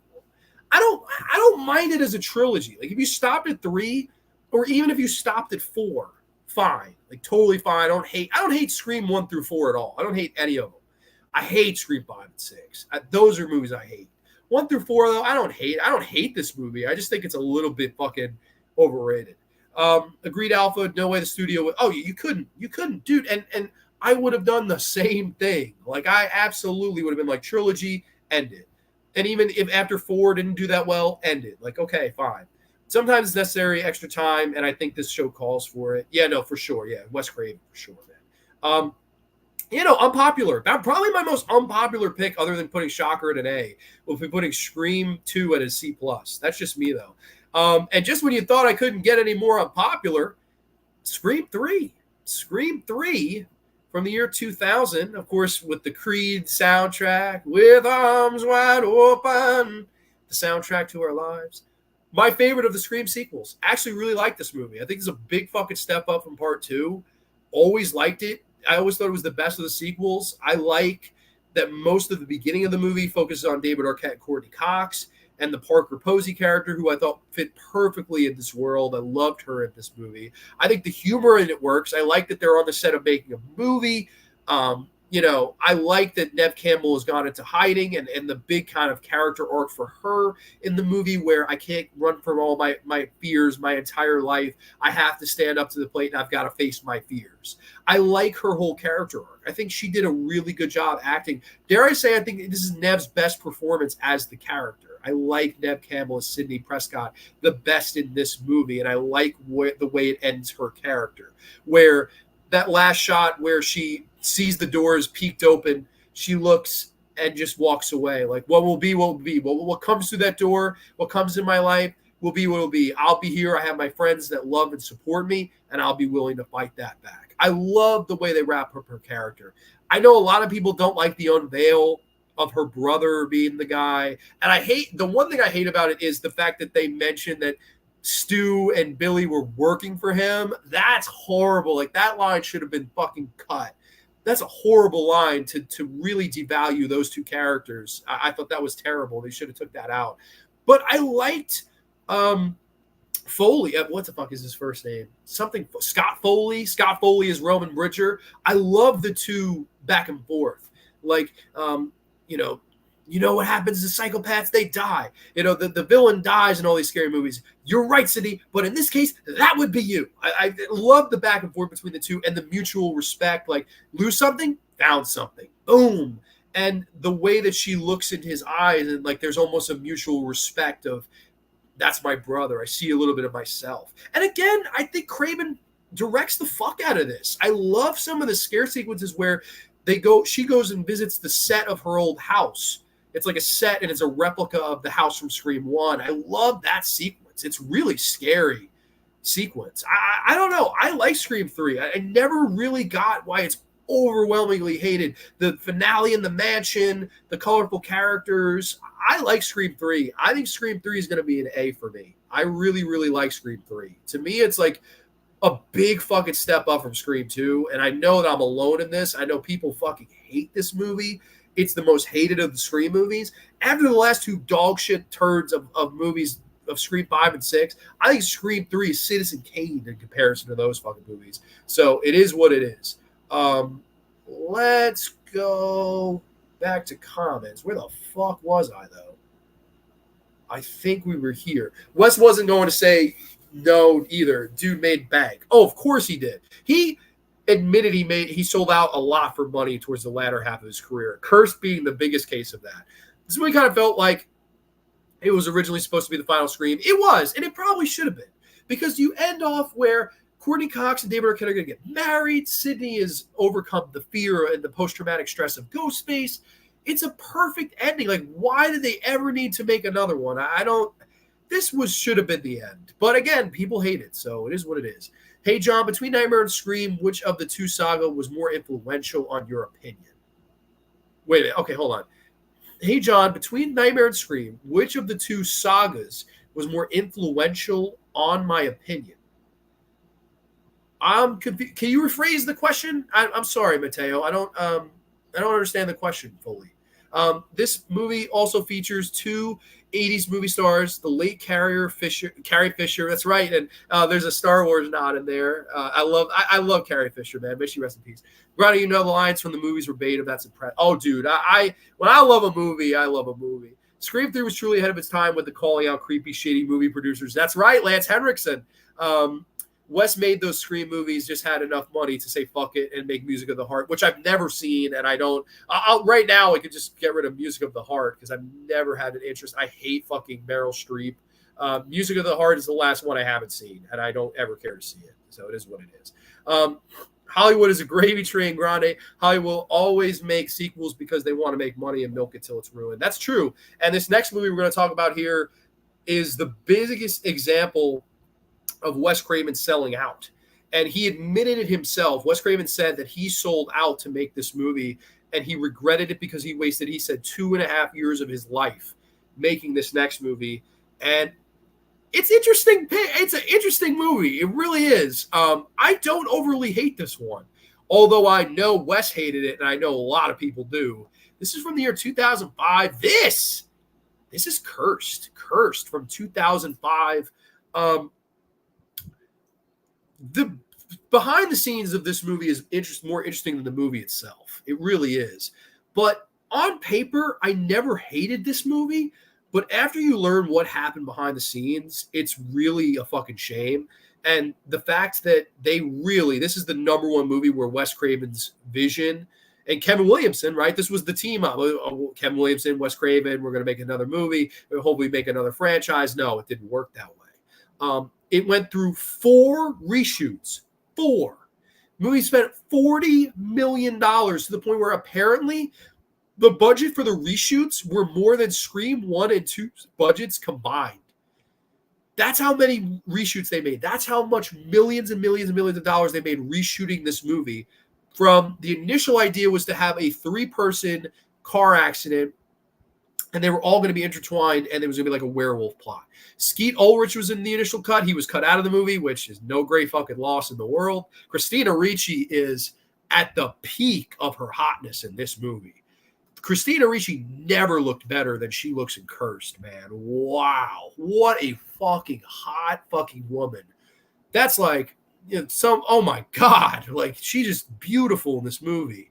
And I know everyone was always like, oh my God, her fucking forehead's too big. I'm like, dude, I don't give a shit of how big her fucking forehead is. That's a fucking 10 out of 10 woman, man. I could watch her in this. Jesse Eisenberg's in this in a very early role, which is so cool to see him in this. Of course, you have Judy Greer, who sucks. Joshua Jackson, who I always liked. You initially had people like Mandy Moore was in the movie. They cut her out and they replaced her with Maya. They had fucking Scott Baio was going to play a bigger part in the movie. They initially had a more tragic and romantic ending as opposed to a more Scream ending where the evil boyfriend ends up being the antagonist. I think this is a case where the Weinsteins fucked everything up. And they dabbled in too far, and they were trying to capture the lightning in a bottle that was Scream, and it didn't work. This was trying to be a different story. This was trying to be a werewolf movie, and I think they saw the same director, the same writer, and they said, oh, we want Scream, but done in a werewolf movie. I don't give a shit what they were fucking thinking, man. I think that this was a fucking bad idea for the Weinsteins to dabble in, and you see why the movie turned out the way it turned out. There's horrible CGI in there. They had Rick Baker to do the special makeup effects and cut his effects out of the movie. Could you imagine working with Rick Baker, arguably the greatest special effects makeup artist of all time? You get him, pay him, hire him to do work, and don't use his footage. Instead, you replace it with awful CGI and K&B effects, which I don't think was some of their better work either. I don't know, man. I think this is one of those movies where it's such a shame that the producer really just fucking shit all over it and changed it. And for 2.5 years, they spent making this movie. This movie was started, I think, in late 2002. Doesn't come out till early 2005. And man, this was a bomb critically, commercially. Everybody considers this to be one of Wes Craven's worst. I actually don't think that. I can watch the movie. I don't hate it like most people. Like, it's a C minus. It's in that ballpark for me.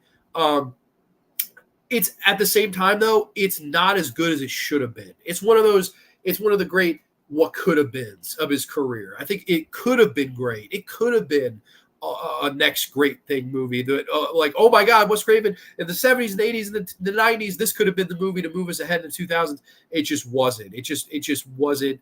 Too many cooks in the kitchen could have been that situation. But I know that Wes pretty much disowned it and regretted doing it. He wanted to remake the Japanese '01 film Pulse at the time and had the script written. And 10 days before, the Weinstein said, hey, we'll pay you double if you just direct Cursed. And Wes said it was the biggest mistake he ever made in his life. He sold out for double the director's fee to make this movie. And when you see the movie, it's just nothing special. So it is what it is. It's a shame.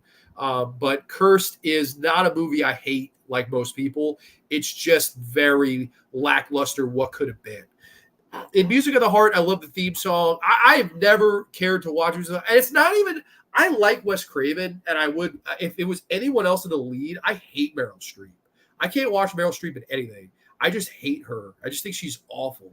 Cursed, wow, behind the scenes stories truly wild and should be taught in film schools. I don't know if this is the case, but I think the editor has the original cut of the movie, and he's not legally able to release it because of the Weinsteins. Similar vein to like Black Xmas and why there's never going to be another Blu-ray of that because they own it. So that's a shame, even though that's not a great movie either. But like, I would like to see their original cut because apparently that test screening went good and the Weinsteins kept adding to it and the test screens got worse and worse and worse till we get the movie that we got. Fuck. That's like top 10 woman hotness of all time is Christina Ricci in this movie. Like I would punch my own grandmother in the face to party with Christina Ricci at this time. Oh my God, Christina Ricci, Buffalo with fucking Frank Gallo or Vincent Gallo. Oh, blonde Ricci. Ricci in Afterlife, where she's naked throughout the whole fucking movie, I love too. Even though she's playing a corpse, that's one fucking hot corpse, man, with a big ass forehead that I adore. Grande, would you say sometimes success can be a curse? Like you're saying, Craven is doing great with Scream, but then expectations way down. I don't know. I think this was more of a case of like their vision might have been great, but in a similar vein to Deadly Friend, the producers just fucking drowned it. They just drowned it in nonsense and CGI and gore, and they didn't have an idea of what made Wes Wes. And I think they wasted a lot of people's times. They spent a lot of fucking money and got no fucking return. This is arguably the biggest abomination in his career, even though I don't think it's half as bad as Invitation to Hell, Hills of Ice 2, Chiller, Vampire Brooklyn. I could watch it over all those movies. Hell, I could watch it over a lot of shit. I don't think it's unwatchable. I just think it's like a shame at the same time. Grande's like, I'll fucking fuck that forehead, LMAO. Yo, honestly, yeah, that's a holy shit, man. Like, I don't know. Ricci, that's my heart. Ricci has my heart. One of the last movies Wes Craven had produced was a movie called The Girl in the Photographs. That's right. I've never seen that. Weinstein said that The Gangs of New York with Scorsese, not a bad film, but not one of Scorsese's best film. Harvey Weinstein edited some of the. Yeah, exactly. They just, and after we learned the truth of them, it goes to show you. Between Elm Street and Scream, which of the two sagas has been more influential on other movies in your opinion? Scream. Absolutely Scream. Elm Street comes out in 1984. There was nobody that really, I mean, there's been Elm Street ripoffs like Bad Dreams with Jennifer Rubin. There's Brain Scan. There's Funny Man. There's a lot of movies that try to rip off Elm Street. None of them hit a nerve like Elm Street. Scream, though, to this day, they rip Scream off. To this day. Like all the fucking Neo movies with the generic, let's put the cast of or the CW11 on the covers with the fucking black t-shirts. Like everybody copied that formula. I think Scream is way more influential. I do. Elm Street's those movies, it's so great that it's impossible to rip off. And it's impossible to rip off and successfully rip off. It's a lot like Return to the Living Dead. That movie changed zombie movies. It was like amazing. It was like, wow, like what can we do? Where can we go from here? 30 plus years later, we've never, ever got a zombie movie as good to me as fucking Return to the Living Dead. It's like the last great masterpiece zombie movie that just changed the zombie genre for the better. That's just my opinion, though. Cursed is a time waster for me, C+ type of movie. I would agree. I would be right there, like C+. I don't think it's that bad. I don't think it's like the worst of the worst movies I've ever seen. That's like the one thing I disagree with people on. Like I get why he would say it's one of his worst, and I get why people would say, but I don't think it's unwatchable. It's way more entertaining than Chiller. Roddy, you don't like Meryl Streep, but that's fine because we all don't like. I just don't like her as a person. I think she's a piece of shit. Grande, you like Ricci? Oh, of course I like Ricci Black Snake Mode. That's a great movie too, man. That's one of the few movies I like Justin Timberlake in. Rob Zombie's stories about working with the Weinsteins on Halloween movies sound like a nightmare. Exactly, yeah. They fucking suck. They were pieces of shit. Total pieces of shit. And this was a case where they dabbled too far. So Cursed comes in at a C. Last three movies here, though. This one we could skip over mostly. I do think it's a good movie, but we're pushing 3 hours here. This is Red Eye from 2006, I believe. big rebound for Wes. This is more of a thriller movie, more of a Hitchcockian movie on a plane with Rachel McAdams and Cillian Murphy both giving wonderful performances. I would say this is the best I ever saw Cillian Murphy. And Rachel McAdams is a beautiful lady too. And I like the movie. I like the cast. I think it's a solid movie. It's very tension filled and it works. Wes does a good job in the director's chair. This is like probably the only thriller he made in his whole career. And I think it's really well done. Like, it's a shame that, in a lot of ways, Cursed probably robbed us of him making another movie. This was a nice rebound, a nice step back in the director's chair for him, and a movie that was a big success. Like, this was a big hit commercially, and I like the movie. I think it's a really good movie. But again, we're going to skip over here because we got 2 more to go.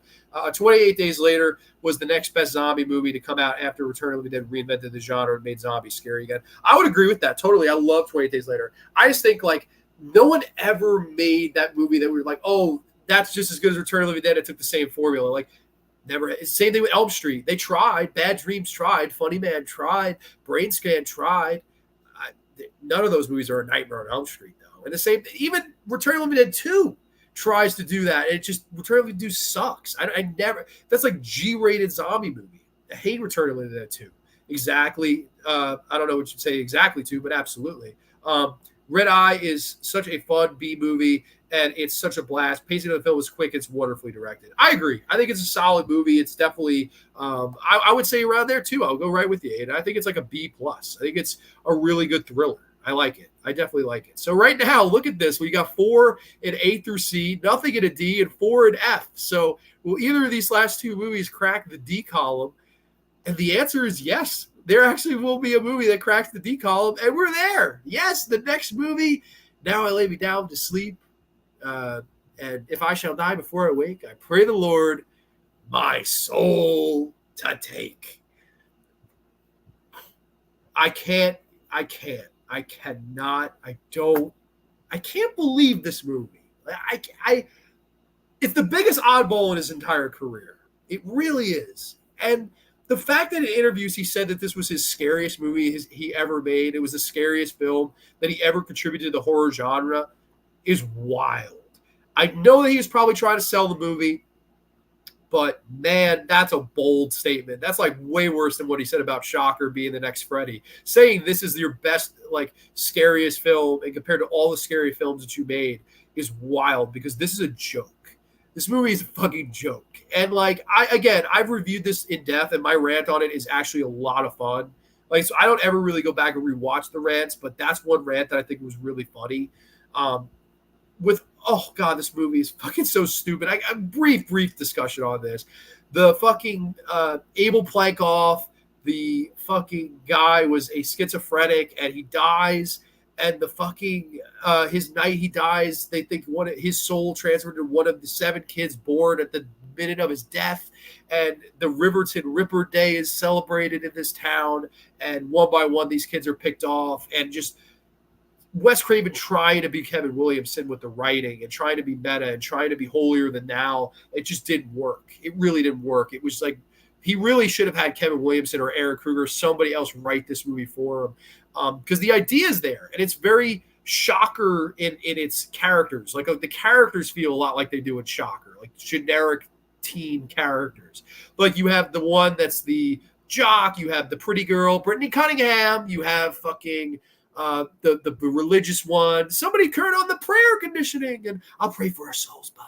You have the weird kid. You have the lead named Bug. You have his sister Fang, who is a twist in the movie that it's his sister. Why that needed to be a twist, I'll never fucking know. It's like a bad episode of CSI in some moments. Like, it's like the investigation is so fucking laughably bad, where you're like, what the fuck? What happened? Like, were you fucking drunk this week? Like, were you fucking drunk? Like, I believe he was drunk at this time. I believe Wes Craven was fucking drunk when he fucking made this. There's no, like, rhyme or reason to this movie. But I will say this. It's funny. It has charm in how fucking bad it is. Like, I could watch it in a so bad it's funny way. Unlike Invitation to Hell, Chiller, Hills of Ice 2, Vampire Brooklyn, I have fun with this movie. Granted, I don't reach for it to rewatch it much, but it's so fucking bad. It's good in some ways. Like it really, it's the Troll 2 of his career. It really is. Like it's laughably bad, but I do laugh at it as opposed to laughing with it with Shocker, but it's fucking just absurd. Like the fucking kid in the condor suit flying around the fucking classroom and throwing up on people, and the fucking fact that the killer wants to blame the black blind kid at the end. Like, oh, it was Jerome. He did it. How did this black blind kid climb the side of this motherfucker's house? Oh my God. I cannot with this fucking movie. It is so laughable. And the fucking post-credit scenes with the animated condor and it unbelievable. The most unbelievable Wes Craven movie. It is the oddball of his career, and it's going to be our first fucking D. The only reason it's not an F is because it makes me laugh. It is a funny fucking movie. Just because of like, this was released theatrically in 3D. Like, how the fuck did this get released in a theater? This is a direct-to-video movie if I've ever seen it. And somehow it got the fucking theatrical run. Probably because of Wes's success. I mean, that's the only reason. Otherwise, I would think this would go straight to fucking video like The Ward did for John Carpenter. So, I don't know. The poster for Return of the Dead Part 2 kind of reminds me of the poster for Fright Night, which Fright Night's a lot better movie. My Soul to Take, LMAO, exactly. In the scene where Fang is destroying the dollhouse, that her father, she basically is overcoming her mother's murder. Yeah. Well, I don't know. Are you a fan of the slasher, Fred? I mean, if you definitely see that take on it, I don't look too deeply into this movie. Dumb as shit. Yeah, pretty fucking dumb, man. I can't deny it. Have so much to say about My Soul to Take. This almost feels like a parody of the Scream universe. I'll say this. I will fucking say this. This is much better and even less of a parody than Scream 5 and 6. I think this is a better movie than Scream 5 and 6. That I'll say. That I'll definitely say. As generic and fucking weird as this movie is, it's better than those two Scream movies. The twist that we're Bug and Fang, who are revealed to be offspring of the serial killer, is basically a reference to Shocker. Yeah, definitely. That's definitely true. T is here. Terry Maguano, welcome, my friend. We're celebrating the 1-year anniversary of Psychobabble this weekend. I should be there this Saturday night, so check that out. Well, wake up, smell the Starbucks. Oh my God, dude, the lines. F straight to F. Fuck this film. I agree. I understand completely. I sound like the most insane person when I try to describe. Oh, exactly. I said that in the rant too. I was like, I explained the entire thing. I'm like, I sound like a fucking schizophrenic person explaining it. So I can only imagine. There's an extended scene where Fang reveals Bug that May, who he believes his mom, is actually his aunt. Yeah, it's right. Yeah, it's fucking weird movie, man. Yeah, I agree. I actually agree with that. It's better than the last two Scream movies. My Soul to Take is the only movie we'll have in the D column as we move to the final movie of Wes Craven's career before he was sadly, of course, got sick with brain cancer and passed away in 2015, August the 30th, just 8 years ago yesterday. The final film of his filmography, Scream 4. Now, again, we've said a lot of ups and downs, a lot of roller coasters, a lot of step ups, step downs. Cursed was a step down. Red Eye was a step up. My Soul to Take was a step down. Scream 4 was a step up. I think he ended on a positive note in his career. I know there's some people that will champion this movie as one of the best reboots ever, the best Scream sequel. I don't know if I go that far. I probably would say it's on the line of part 2 for me. Like it's funny. I like the way part 2 is directed better, and I like the first 2/3 of part 2 better, or even 3/4. But I think the reveal is better in this movie. I like the reveal of she wanted the fame and Rory Culkin, and I liked that stuff. I liked Hayden Panettiere. I thought she was a good addition. I thought this was more feeling like the original 3 Scream movies than these next 2. I think these last 2 made this look a lot better. The cast is nothing to run home about. They're, like, again, very generic, stereotypical characters. Like, the boyfriend, Emma Roberts' like first boyfriend in it is one of the most horrible actors I've ever seen in any movie. He's terrible. I like this, though. I don't mind Scream 4. I think it's okay. I think the reveal is good. I like to see Neve Campbell back. I like Courtney Cox, her, and Dewey all survive. And I like the you forgot the first rule of remakes, Jill. Don't fuck with the original. I liked that. I think it's an okay movie. I don't really think it was necessary considering Scream 3 wrapped everything up nice in a bow. But a lot of people hate Scream 3 and they get Scream 4 because of it. The writing is okay here. It's not as good as it is in Scream 3 or Scream 1. Granted, Aaron Kruger wrote Scream 3, not Kevin Williamson. But I would say it's a little bit better written than Scream 2. I don't know. Middle of the road for me. I like it. I don't like it. There's like it's very iffy for me. I would say like a C plus. It's going to come in the same ranking as Scream 2 did. I think it's right there at a C plus. So overall, this is Wes Craven ranked. So let's go from the top here, the top shelf, of course. Last House on the Left, The Hills Have Eyes, A Nightmare on Elm Street, and Scream, his best movies, his top 4. If I had to say a top 5, it would be The People Under the Stairs would fall in at number 5. And then, so these would be his top 8. Top 10 Craven, I would say New Nightmare, and maybe even Red Eye would be the number 10. So those would be his top 10. Swamp Thing, Deadly Blessing would just miss out. These movies here, Scream 2, Scream 4, middle of the road. Cursed, not as bad as most people say. Deadly Friend, they shit on his vision. Summer of Fear, forgettable. My Soul to Take, one of the most laughable movies I've ever seen. Invitation to Hell, Chiller, Hills Have Eyes Part 2, and Vampire in Brooklyn, his worst of his worst. And the other 3 I haven't seen. So that is Craven ranked. Very, very fun show here tonight. As we approach the 3-hour mark, let me finish your comments. Sad that he passed. Yeah, absolutely, man. I loved Wes Craven. A guy was a great interview. Seemed like a great guy. Wish he had done more conventions. I wish I had a chance to meet him. I know people died, but cancer didn't take him somewhere. He died at 76, so he would be 84 if he was still with us today. So he definitely lived a decent life, but fuck cancer, man. Rest in peace, Wes Craven. Scream 4 feels like Snow White kind of tale because the twist turns out to be Sydney's cousin who envies her, which that stuff I liked. That stuff worked. Some of the new characters, hit and miss. The scare sequences, hit and miss. The fuck Bruce Willis. Like, I don't know. Like, it's a movie that works and doesn't work. I don't know how to explain it. Like, it's better than My Soul to Take, though. I agree with the plays of My Soul to Take. It's dumb, but at least it's entertaining. Yes, at least it's watchably bad. It's so bad, it's funny. As opposed to it's so bad, it's bad. I think those other 4 are so bad, they're bad. Like, I can't watch any. I don't want to watch any of those other 4. I would watch My Soul take over any of the F column. Not early, but maybe not old age. Yeah, no, that's true. Scream 4 feels like Wes Craven's middle figure to 2000's remake trend and a Nightmare on Elm Street remake. It's better than that, too. It is better than that. As bad as it is, it's better than that, too. Sydney has some villains in her family. In Scream 3, the villain was her brother. In Scream 4, it was her cousin. Actually, man, absolutely. Only on the Graveyard. Thank you, Miss C.